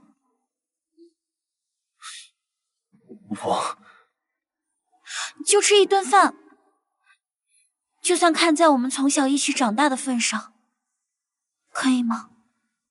好。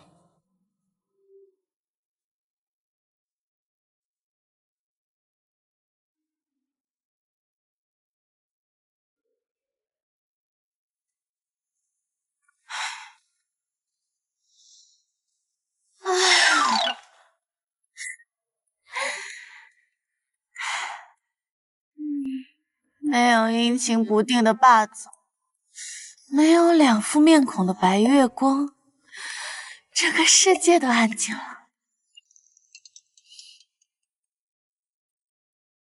书里江离的妈，好像书里写了，这段时间正好江离父母出事，但他的心全都在傅思涵身上，没太理会。喂，李丽呀，你爸他突然头晕摔倒了，现在他被人送到了医院，正在抢救呢。但是医生说是急性脑梗。妈，这怎么是我妈妈的声音呢？妈，您先别急，我马上就赶回去。好的。不是在书里吗？这些人不应该都是 NPC 吗？为什么电话那头的声音跟我妈妈这么像？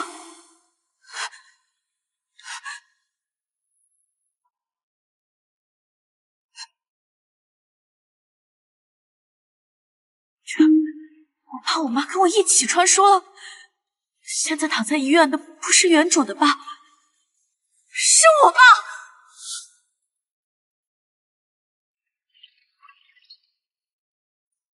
糟了！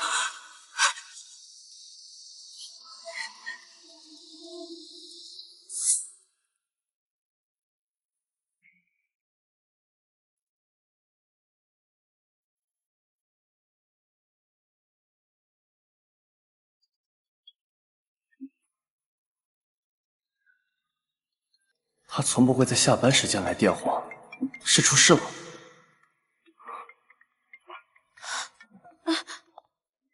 喂，副总，非常抱歉在非工作时间打扰你，我家里出了一点紧急的事情，我需要跟您请假2天。根据合同第8章第2条，事假期间不算薪酬，为此给您工作带来的不便，我非常抱歉。之后的工作事宜我会交给……你怎么了？说清楚，我这边听不太清。喂，他的声声音听上去不太妙啊。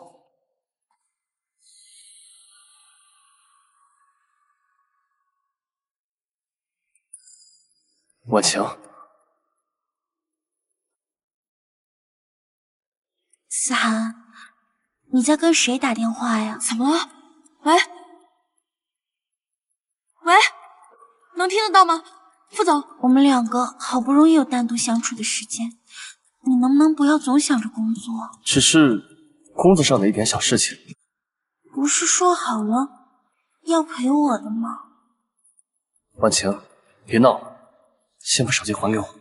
思涵，来电话的是江小姐吧？你不觉得你对那个江小姐是不是太纵容了？傅思涵，傅思涵，我不是说她坏话，我只是觉得她的眼里是不是没有你，只有生意和钱？你看她刚才在音乐会上的样子，分明就是敷衍了事，还要破坏氛围。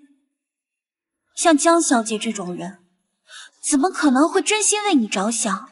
只不过是把你当做行走的钱包罢了。是这样吗？我知道你工作很辛苦，压力大，需要有人为你分忧。但是你需要的是一个能让你放松、给你温暖的港湾，而不是一个随时随地拿着一个账单，把所有东西都明码标价的计价机器。他只是把我当作钱包。思涵，我是真的很为你担心，你千万不要被这种浑身铜臭味的女人给蒙蔽了。好一个苏婉晴，我惹你了！打断我请假不说，还在背后诋毁我，不敢当面对质，就在背后蛐蛐我，搞这种茶言茶语是吧？把我恪守职责、尽职尽责的专业精神诋毁成见钱眼开的拜金女。还有时间，苏婉晴是吧？白月光是吧？我今天就让你见见什么叫打工皇帝的愤怒！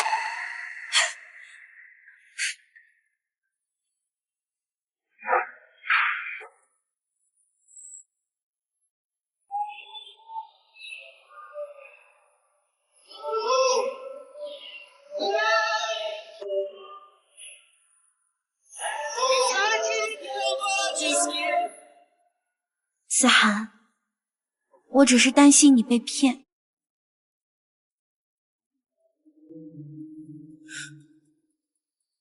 江离，你怎么来了？苏小姐，看来你的确为副总竞拍了不少私人时间。不过我要提醒你一下，我跟副总的服务协议里可没有说，允许他的私人访客在背后诽谤我。我没有，思涵哥哥。行了，江离，不要咄咄逼人。怎么，当面说不过就喜欢背后嚼人舌根？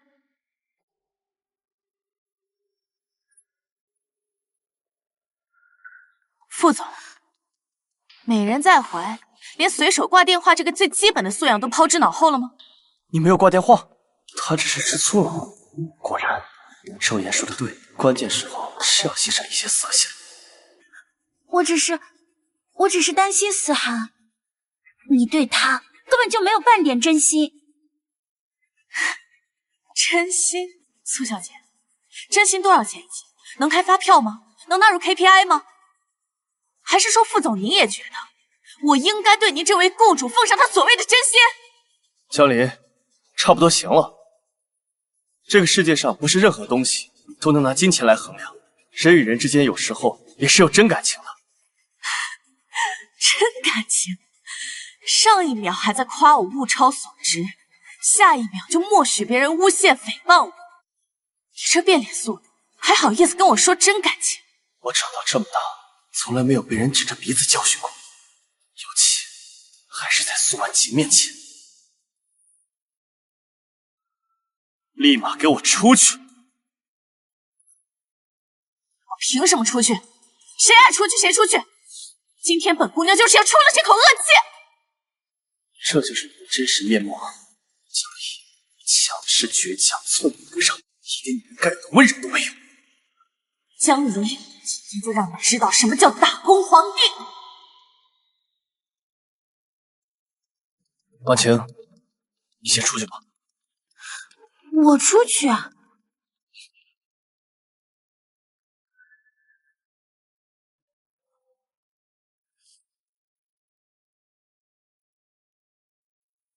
江离，闹够了没？能摆正自己的身份了吗？当然，我们只是纯粹的雇佣关系，所以按照流程，我来向我的雇主请假。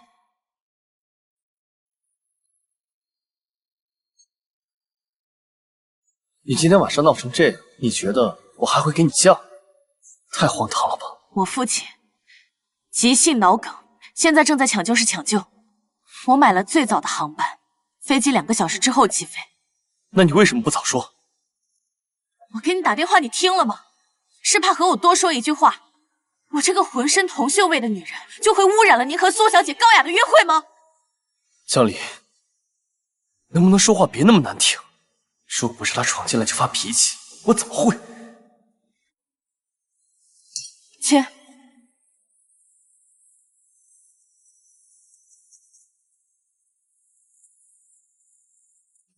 谢谢副总。江离，医院在哪儿？不劳副总费心。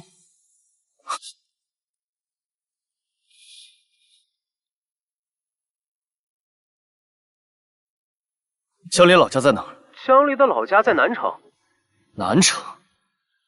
好，立马给我买最近一班的机票，我要去那视察工作。啊，我们在那边没有项目啊。什么？没有项目？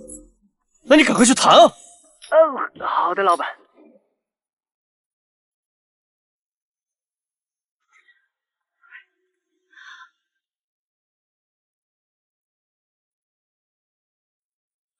黎黎啊，黎黎你来了！我记得小说原文里母亲都是喊原主阿离的，黎黎这个称呼，则是书外的现实世界里妈妈会喊的小名。是，眼前的妈妈就是我的妈妈。妈，妈，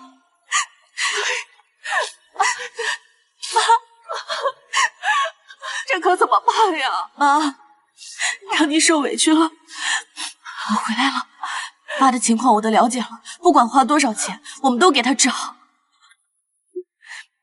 家属是吧？你们快去缴费吧，病人正等着做手术呢。再等等，钱马上有人给送来了。妈，谁给咱们送钱？昨天啊，我给你三叔公打了个电话，他一听你爸爸这事，二话没说，他就答应了。他说这手术费他全负责，多退啊，少补啊。让我们啊别再找人借了，省得欠一堆的人情。他让你堂哥先送10万块钱过来应急。哎呀，他真是个大好人啊！不对啊，三叔公是江家出了5福的远房亲戚，叫江建国，印象是个精明到骨子里的生意人。这种人会雪中送炭，而且为什么要特地嘱咐别找别人？妈，三叔公有说下一笔钱什么时候送过来吗？他说资金周转需要点时间，让我别急。可是我刚才给他打电话，他一直没有接呀。哎呀，是承诺全包，却只给一小笔启动资金，同时让你放弃其他求助渠道。等到你火烧眉毛别无选择时，他再以救世主的姿态出现，开出真正的条件。这不叫雪中送炭，这叫趁火打劫。妈，三叔公不是想帮我们，他是想吃咱们家绝户。不会吧？会不会等一会儿来看他们的表现就知道。我先带你去缴费，我这里有300万，你放心吧，妈，咱们有钱给我爸治病。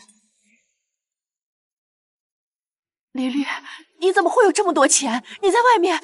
妈，你放心吧，我现在在给总裁干特助，他给我开的工资很高，我没有干坏事。哎呀，黎黎真是有出息了，你们老板也真是个好人啊。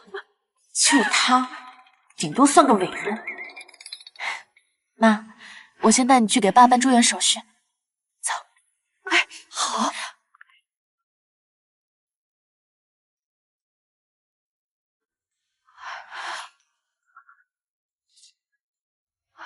妈，没事了。哎呦，大嫂，听说大哥准备做手术了，我们这紧赶慢赶的，应该没错过吧？人现在什么情况？现在才来，是怕人不出事吧？手术已经……哎，大嫂，你不知道，为了给大哥凑钱，我们准备把我们工厂进原料的钱挪出来。虽说我们原来谈过利息，但是我们现在也很困难，都是担着风险的，就再调高一点。你这不是坐地起价吗？咱们可是实在的亲戚啊！哎呦，大嫂，你这话说的也太难听了吧！再说了，这亲兄弟还得明算账呢。我们多问你要点利息怎么了？没有我们的帮忙，你一个女人带着个黄毛丫头，能有什么办法呀？利息太多了，我们也负担不起啊。哎，你可以把你家那房子抵押给我们呀。什么？你居然打我们家房子的主意？那是留给黎黎的。我明明是在帮你。就是啊，大嫂，你先把房子押给我们，等你周转过来，我再把房子还给你。就这个利息，足够你们还到牛年马月。三叔三婶，首先谢谢你们关心，其次我爸爸的手术费已经全部缴清了，1分不差。什么？缴清了？你哪来这么多钱呀？你这个小姑娘，不会是在外面给人做小三儿吧？我们江家可不允许有这样作风不检点的女儿，我要把你逐出江家。好的很。既然你本事大了，那你现在把我借给你们的10万块钱还给我。三叔公昨天派人送来10万给我们救急，按照现在银行同期1年期利息3.45%，一天的利息是9块4毛5。我给您凑个整，10块钱，本金加利息一共是10万零10元。不是，你什么意思？我们好心好意把钱借给你，你就这么打发我们，连句谢谢都没有。况且这利息怎么可以这么算？谢谢？你配吗？你个小丫头，怎么跟人说话呢？我爸病重，你假意承诺全包，却只给10万，目的就是为了在我们走投无路的时候找不到其他渠道借钱，在我爸手术那么关键的时候你玩消失，等我们山穷水尽，你再跳出来当个救世主，开出高利贷的条件。三叔公，你这算盘打得我在陆家嘴都听到了，我是该谢你精明呢，还是该谢你歹毒啊？好，这钱你要还也可以，按照我们定的规矩还。我借了你10万，你现在还我30。另外，钱今天我拿来了，你不借也得借。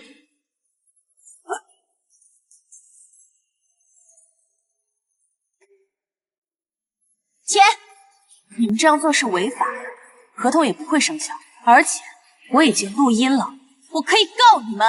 住手！给我钱！住手！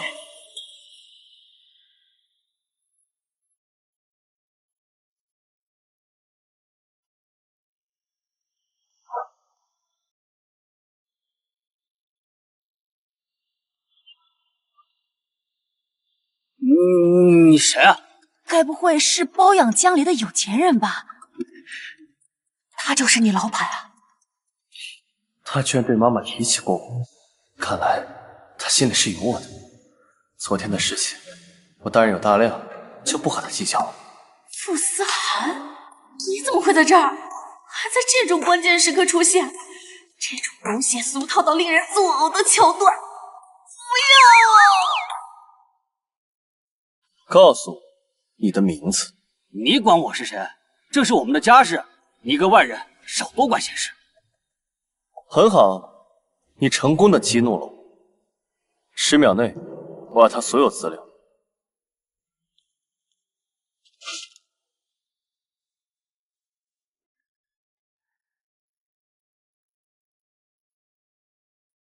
原来你就是江建国，我的人，你也配动？大哥，你没事吧？我什么时候成你的人了？不是你谁啊？这里的事还轮不到你一个外人插嘴。年纪轻轻的说话这么狂，你家里人没教过你该如何尊敬长辈吗？周岩，动手。副总，已经按照您的意思，以傅氏的名义对江建国所在的公司进行商业针对施压。霸总不愧是霸总，出手亦是雷霆万钧，真霸气，真帅。你就你才几岁啊？你知道傅氏的大门往哪开？我们可是跟傅氏的子公司合作，我们和傅氏那才是自己人。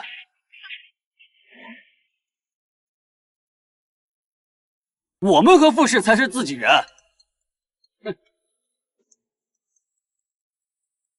喂，李总。江建国，你他妈在外面惹了谁啊？你想死，别拉上整个公司！你知不知道，我们最大的甲方刚刚打电话来，终止了所有合作，说我们得罪了傅氏集团的傅思涵。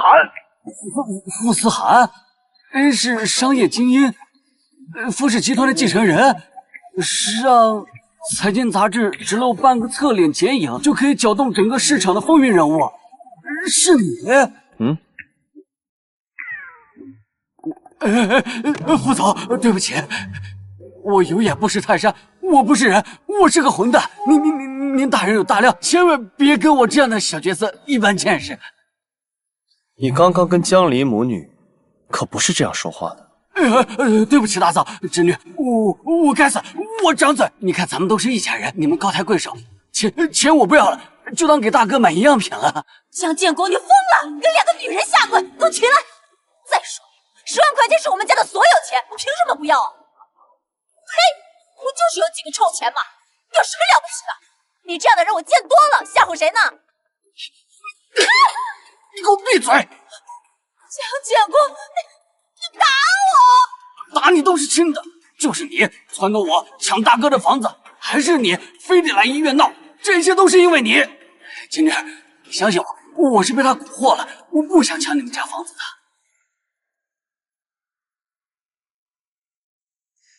我对你们两个的事情不感兴趣。好啊，现在你把所有责任都推到我身上是吧？看我不抓死你！我走！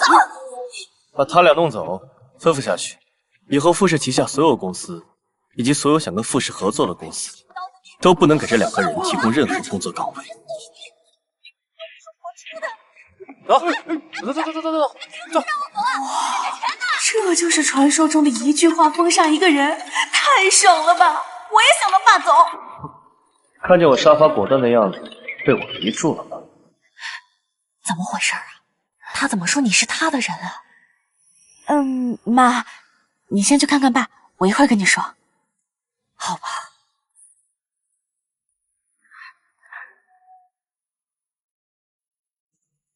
阿姨，一点心意。谢谢副总。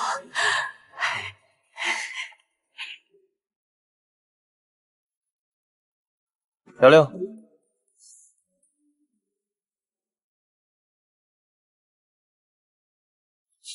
处理这样的货色，还要我亲自动手？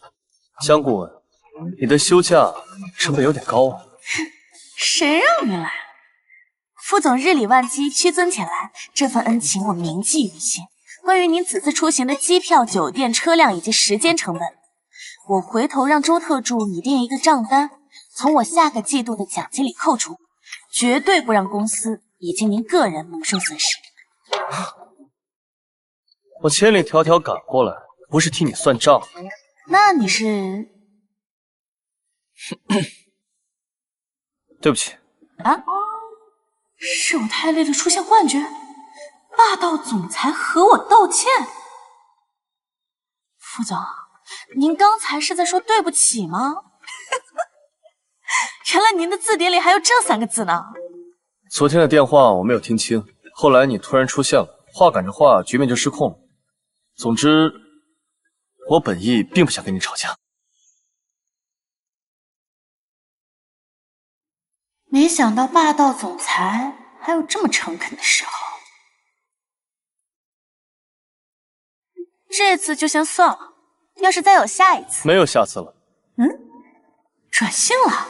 我听说你的父亲脱离生命危险，我可以安排直升机将你的父亲接到傅氏京城的医院，安排最好的专家给他后续治疗。为什么对我这么好？因为我想你早点回去。你该不会是喜欢上我了吧？你在胡思乱想什么呀？现在公司每天有那么多项目要运转，我想你在的话会比较好一点。哦，现在不觉得我是在坑你的钱了？坑吧，我有的是钱。根据世界财富排行榜，我是这个世界上最有钱的人，所以你不用坑别人的钱，只坑我的就好。我喜欢你的自信。江小姐，您可算回来了，总裁已经在办公室等着你了。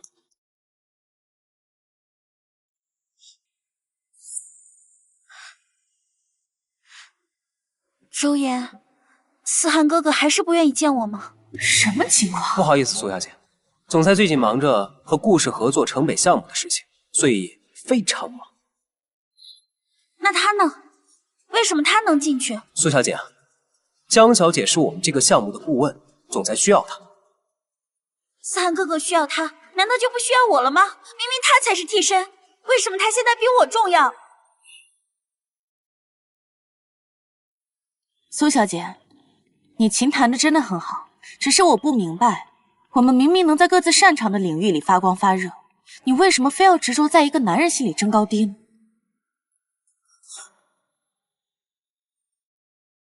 她就是傅思涵，走到哪里都要带着的女人。是的。是个人才。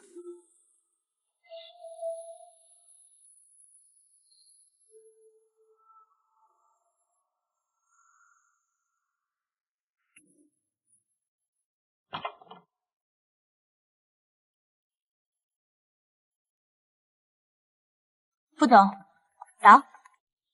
坐。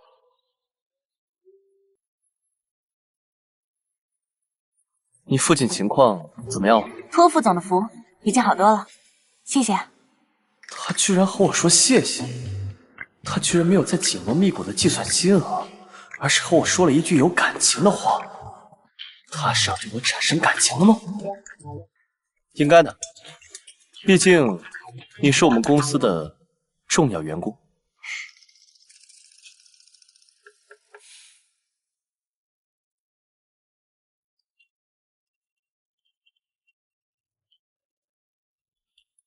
好久不见啊，副总。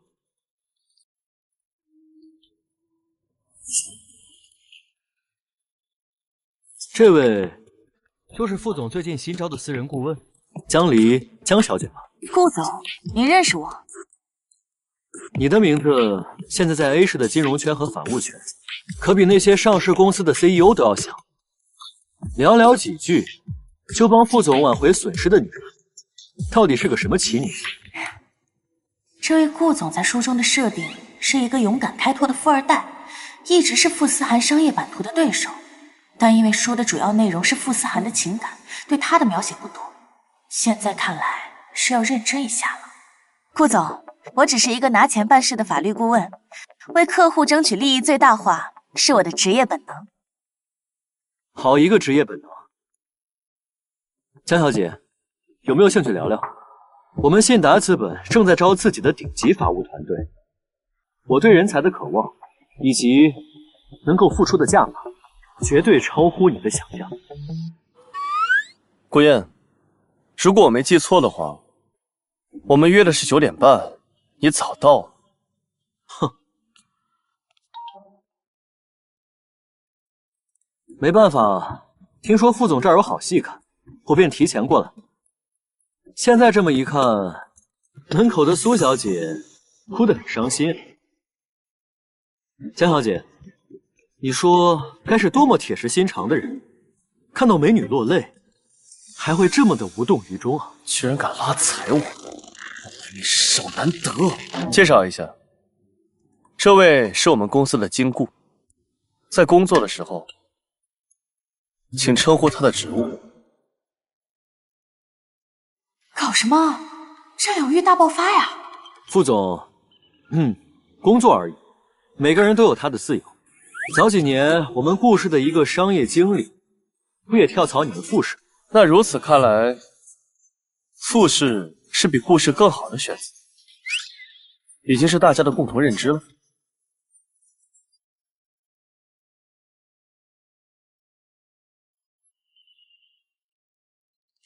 副总，从顾总刚才进入办公室到您说介绍一下，中间总共耗时1分30秒。这段时间是属于商业会谈前的非正式会谈，还是属于因挖墙脚而产生的商业骚扰？费用谁付？不愧是江小姐，她根本不在乎在这2个男人心里她有多重要，只在乎谁给她钱。我曾为她战斗，她却只想着钱。有趣，太有趣了。江小姐，你比我想象的还要出色。这个问题我来回答，这笔费用我付。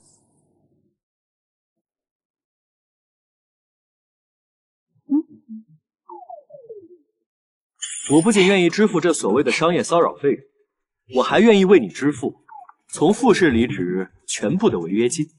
顾燕，我们傅氏最不缺的就是钱。傅总，你给江顾问开的合同，我听圈内道听途说的版本，条款苛刻，薪水虽高，但本质上你买断的是他的时间，并非他的价值。对人才可不能这样。顾总有何见教？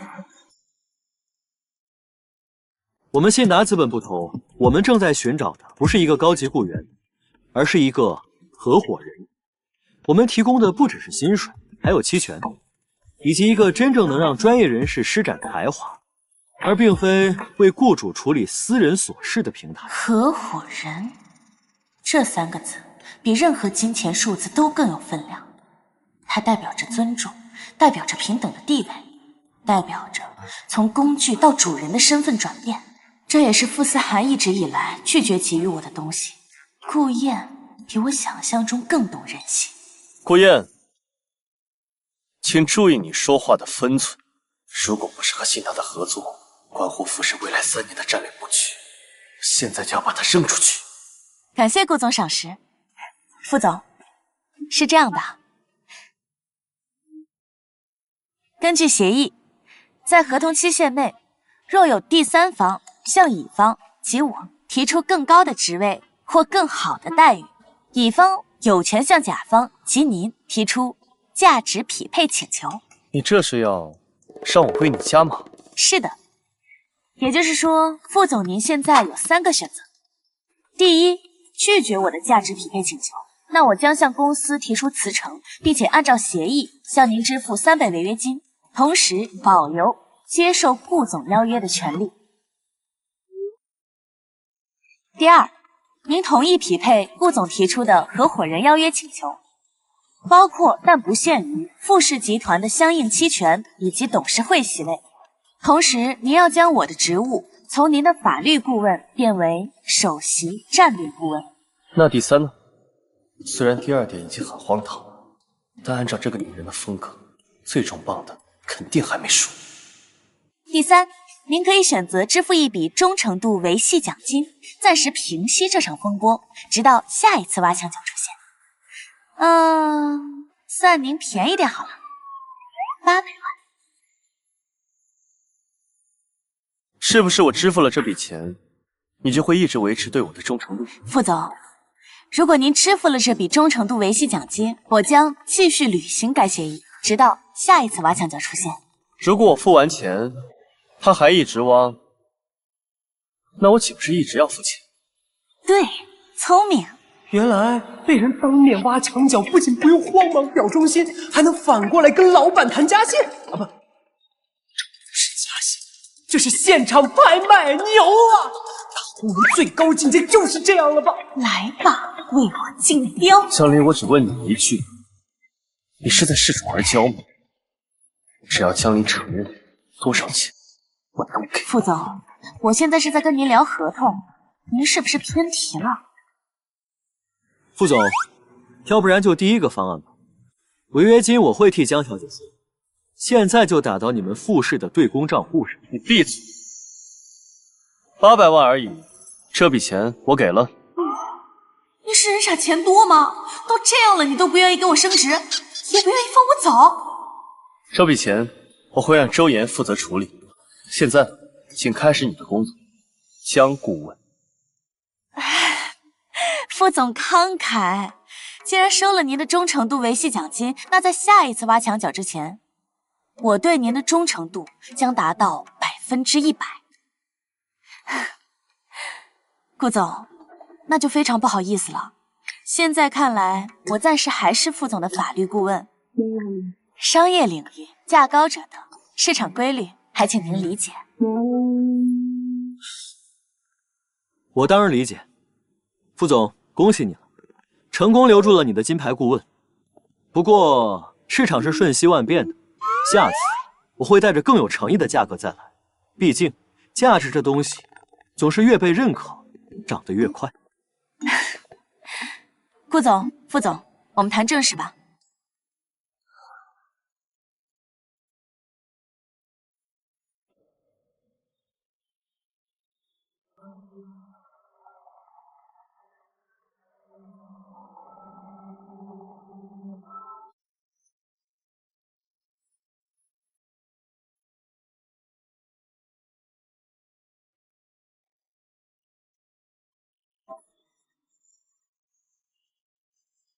好，差不多就是这样子。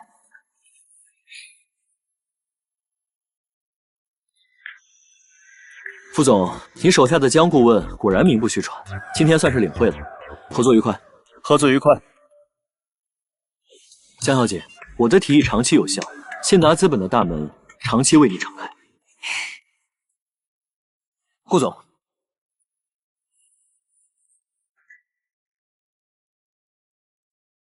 江离，你不觉得要给我个解释吗？啊？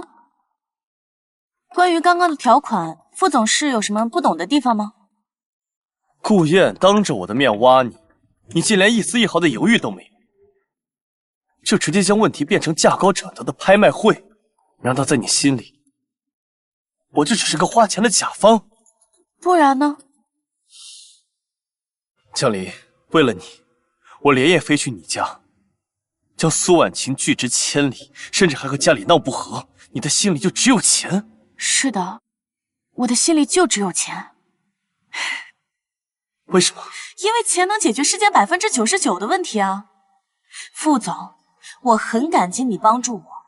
不过当初就算是你没有来，我也有钱能给我父亲去做很好的治疗，包括我们家的亲戚，我都可以自己解决的。傅思涵，我没有打算依靠你，请你摆正自己的位置。好，江离，你很好。这小子为什么这么生气啊？该不会是爱上我了吧？有了替身之后忘了白月光，这剧情太老土了吧！我拒绝出演。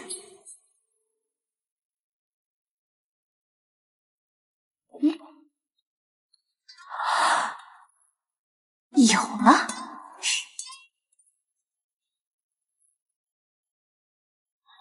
不过，副总，你是想和我换一种方式相处吧？我想，我当然想，你想不想？实不相瞒，我也想，而且我都想了很久了。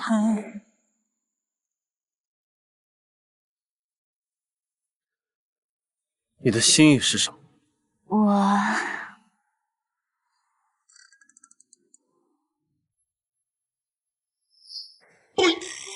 我打算成立一个资本公司，先投资以下3个项目。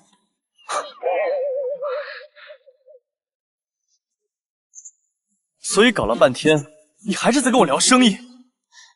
副总，我了解傅氏的股权结构，虽然说您是公司总裁，但是您手里只有20%的股份，由傅家族老组成的董事会随时都可以将您罢免了。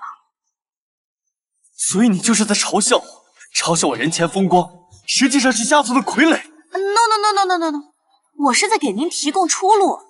副总，你可以个人出资5亿到我的项目，我给你黎明资本5%的股份，未来我们一起赚钱。5亿，5%。江离，你没发烧吧？做什么白日梦？副总，请你相信我，只要你愿意投资我的公司，我可以在1个月内取得惊动市场的成绩。原文中记载，这3个项目是目前全球范围内投资回报率最高的，我必须马上入局。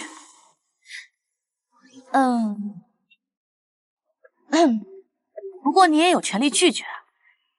当然，我也有权利做别的选择，比如说……不行，副总，你不能选别人，你只能选我。那不一定，谁给钱我选谁。我给，但我有一个条件，你只要我的钱，不要顾燕的钱。按照你的股份份额，你没有权利干预我的决策。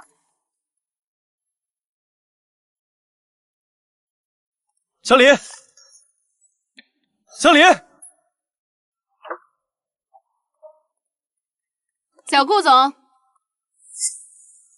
关于傅氏和顾氏的合作，我这里有更好的想法。好，傅女士什么时候开始参与傅氏的管理？那不还得靠小顾总您搭把手吗？我知道傅氏和顾氏的合作对于两家来说都很重要，但是这个合同，小顾总您能不能先别和我侄子签，缓一缓，和我签？听明白，傅女士是想借着这个合同压傅思涵一头。放心吧，只要合同落定啊，我不会亏待你的。我拒绝。为什么？你和傅思涵这些年一直不对付，为何不与我联手？我是挺讨厌傅思涵的，但谁让江离选了他呢？就是因为江离那个没有文化的小丫头片子，你就放弃与我合作？傅女士，请注意你的言辞，顺便奉劝你一句，不要和江离作对，不然你会死得很惨。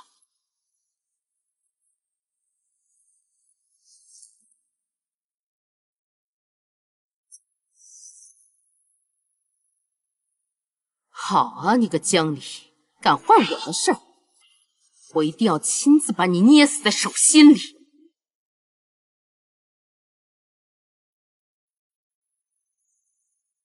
喂，江离的家人是在傅氏医院治疗吗？让他母亲明天到老宅来，就说他的恩人需要他报恩。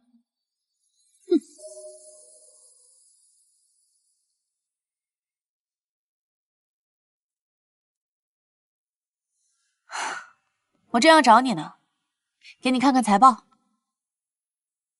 我已经在新闻上看过了，黎明资本刚刚问世，就一路攀登，成为国内投资公司的龙头。恭喜你！这才刚刚开始呢。你找我什么事儿啊？今天晚上你能不能陪我参加傅氏家宴？他们一直逼我联姻。我想告诉他们，我一直喜欢的是……别说了，我不想听。为什么？难道你就对我没有一点点？没有，一点点都没有。我们之间就是纯洁的金钱关系，你能不能不要老拿感情玷污它？江离，如果你只是想要钱的话，多少我都买单，只要你愿意陪我去。副总。我江离不是什么钱都赚的人。再说了，现在我自己的项目已经开始赚钱了。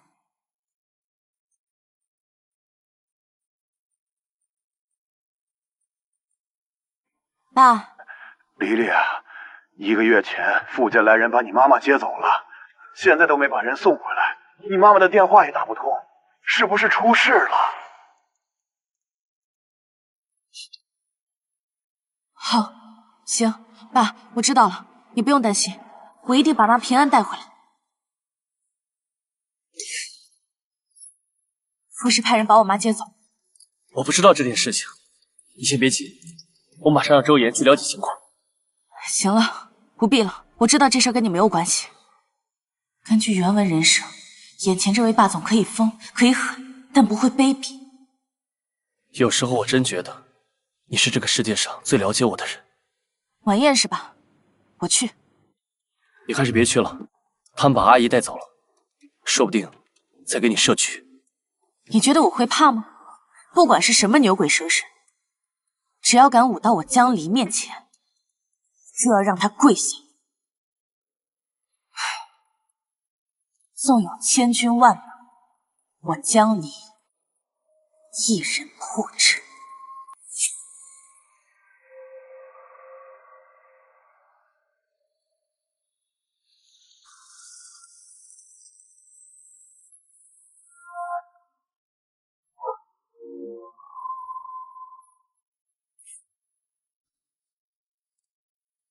这是给我母亲的，老山檀的手串，到时候你亲手交给她，有什么事情好好说。今天可能要委屈你了。你记住，没有人能让我江离受委屈。走吧。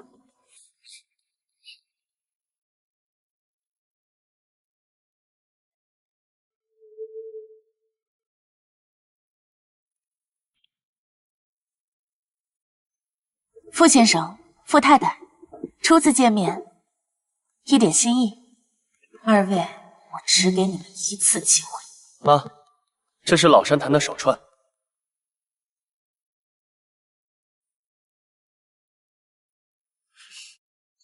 哎，这可怎么办呢？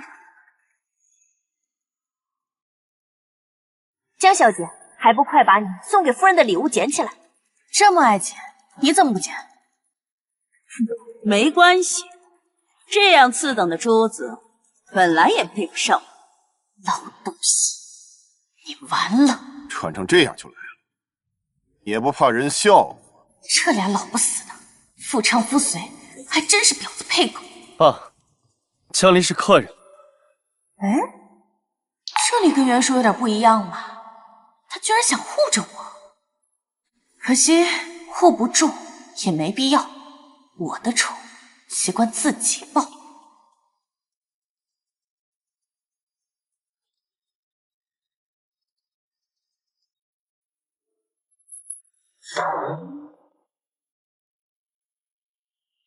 傅太太，有病要赶紧去治啊！像帕金森这种病，很影响生活质量吧？还有你，一点眼力劲儿都没有。珠子掉了也不说赶紧给傅太太捡起来，这万一哪个人走的时候不小心崴到脚，是不是还得怪咱们傅太太手脚不利索？江离，你到底有没有家教啊？像你这样的也配宵小嫁进我们傅家？妈，请注意你的言辞。江离是我的顾问，我今天带他来，也是被你们逼的。我根本就不想联姻。你敢顶嘴？如何？霸道总裁和袁叔比，确实有点人样了。可惜啊，他们似乎拿捏着你的命脉，真撕破脸，你玩不过的。我想你们是误会了，我来不是想嫁进傅家，而是通知你们，我要收购傅家。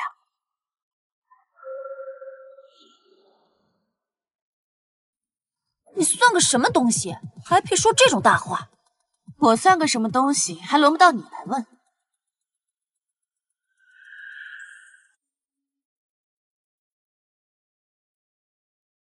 在1个月内狂揽全球3个最高精尖项目的黎明资本，和你有什么关系？没错，我就是黎明资本的主人。哼，黎明资本崛起之势震动全球，你一个小姑娘能做到？切，你一定是在撒谎！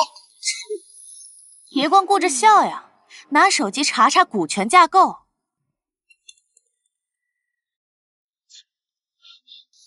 怎么可能？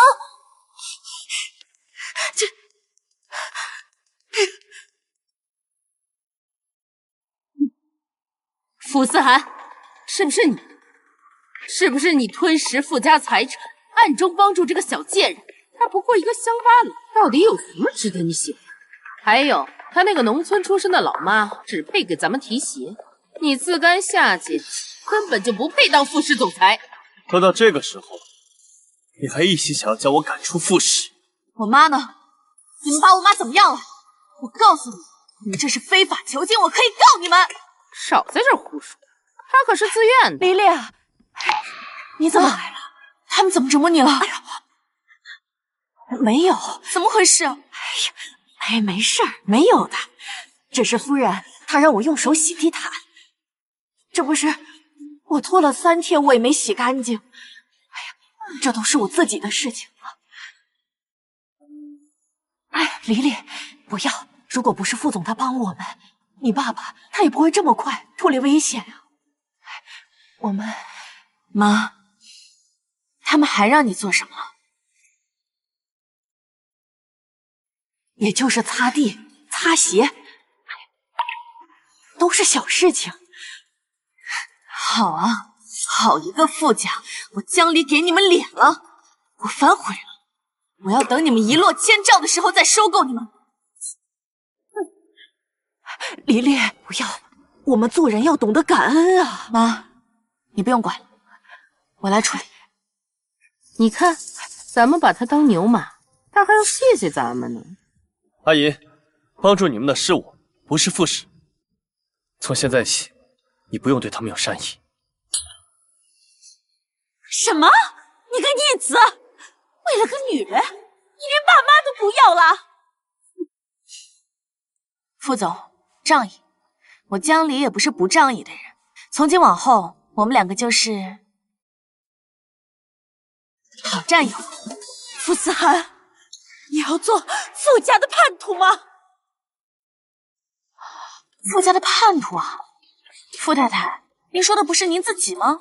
哦，就上个月，傅老爷子去医院疗养，你偷偷溜进书房，特意把那份房屋置地的文件换了个位置，就等着老爷子回来发现，再借此机会邀功争家产。你不会以为别人不知道吧？什么？真的是你？我对你可不薄呀！虽然我在外面是有很多女人，但我只有一个私生子。这些年来，我还不是跟你过日子吗？你居然连我都算计！不是这样的，我怎么可能是那种女人呢？江离，你胡说什么呢？我胡说？我是一名律师，我比谁都明白说话要讲究法律效率。你有没有做？找一个监控专家过来把监控修一修就知道了吗？我马上派人调查。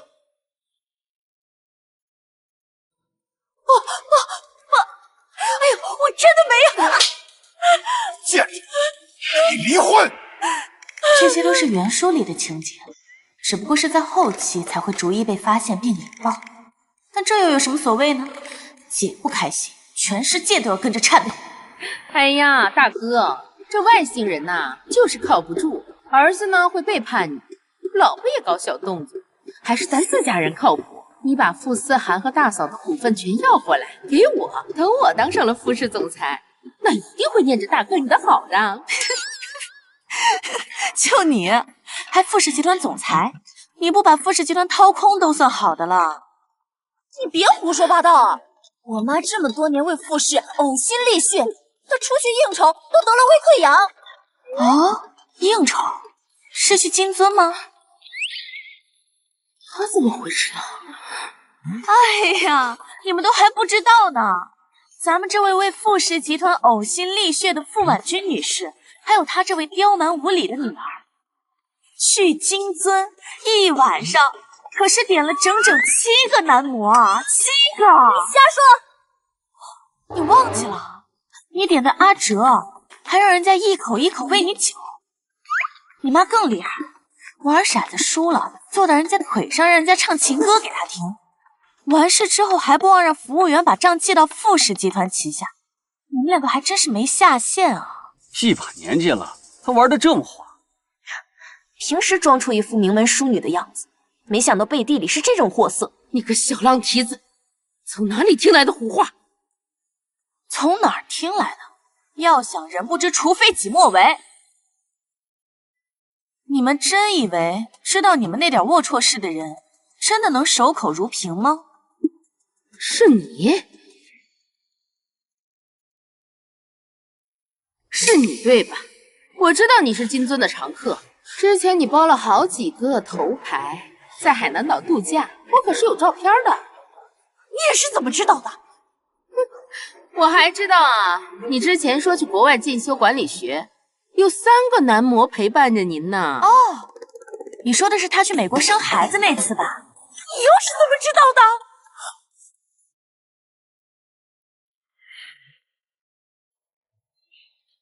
原来这就是真相，难怪这么多年来，你一直对我爱答不理。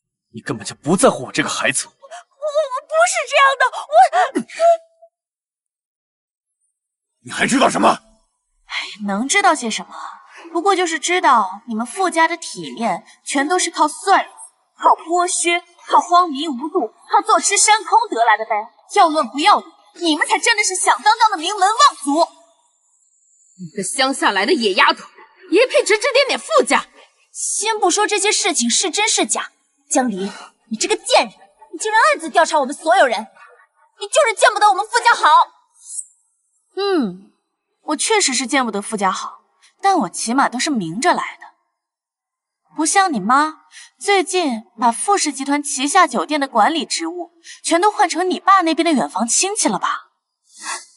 啊，这事现在都还没暴露啊！哎呦，我又嘴欠了。你别说了，傅婉君，你一个一门心思安插亲信，带着女儿到处乱搞，还有什么脸活着？还有你们两个，一样的不三不四、自私自利，才真的是绝配。真是太恶心。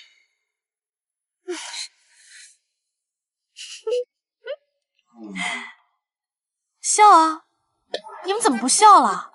是天生不爱笑吗？真是一群废物，没一个能打的。你们看不起我的出身，但我起码活得光明磊落。我不会算计老人的财产，不会搞裙带关系，更不会偷偷摸摸去那种地方花钱找乐子。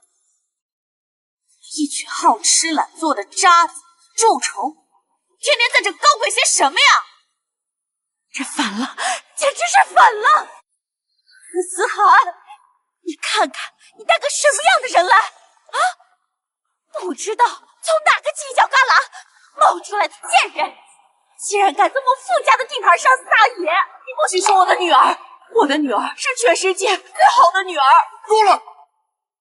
你现在立刻马上让他滚蛋！江离是我请来的客人，而且他也没有说错，他只不过是把傅家藏在华夷锦服下的脓疮烂疤一件不落拎在台面上了。你们生气，不过是因为被江离绝对碾压。我给你两个选择：第一，让他滚，傅氏旗下所有产业永不录用；第二，和他一起滚出这个家门。傅氏集团继承人的位子，是人想坐。阿寒，你难道就为了这么一个女人，连爸妈都不要了吗？今天你要是敢护着她，我就死在你面前。副总，不必为难，这事儿简单，想解雇我也可以，按照我们签的合同，给我付3倍违约金就可以。多少钱？副总，也就3600万。你抢钱呢？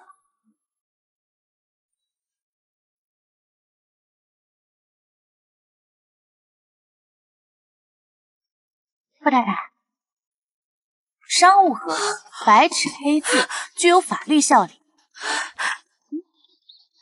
不过你们想赖账也没关系，就是这傅氏集团总裁带头违约的丑闻一旦传出去，对傅氏股价的影响应该不止这个数吧？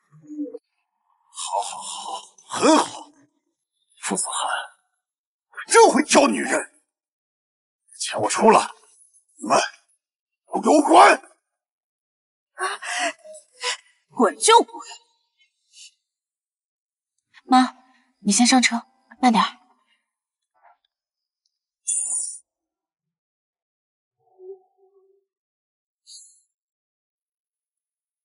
江离，我们还会再见面吗？当然，你还是我公司的小股东呢。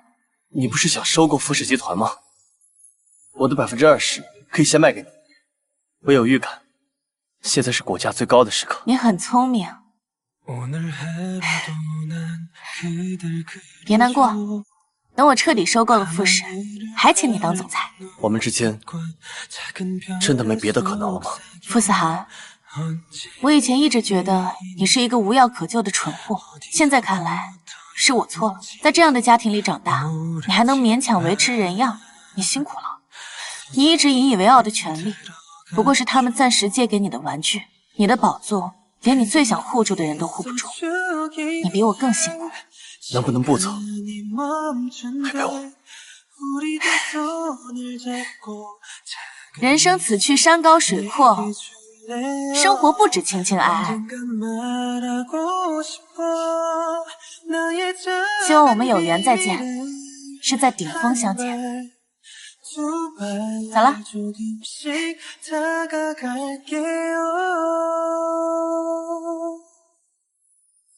走了。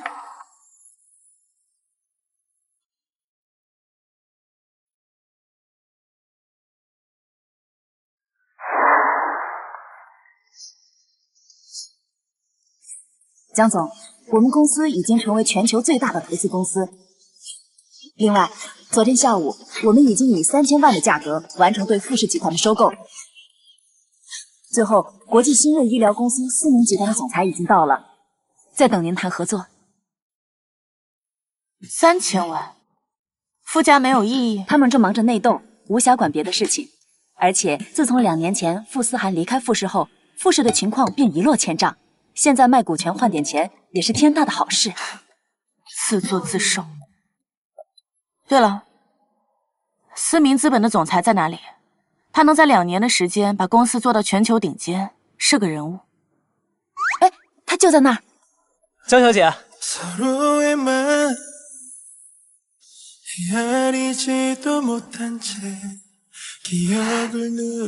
是你。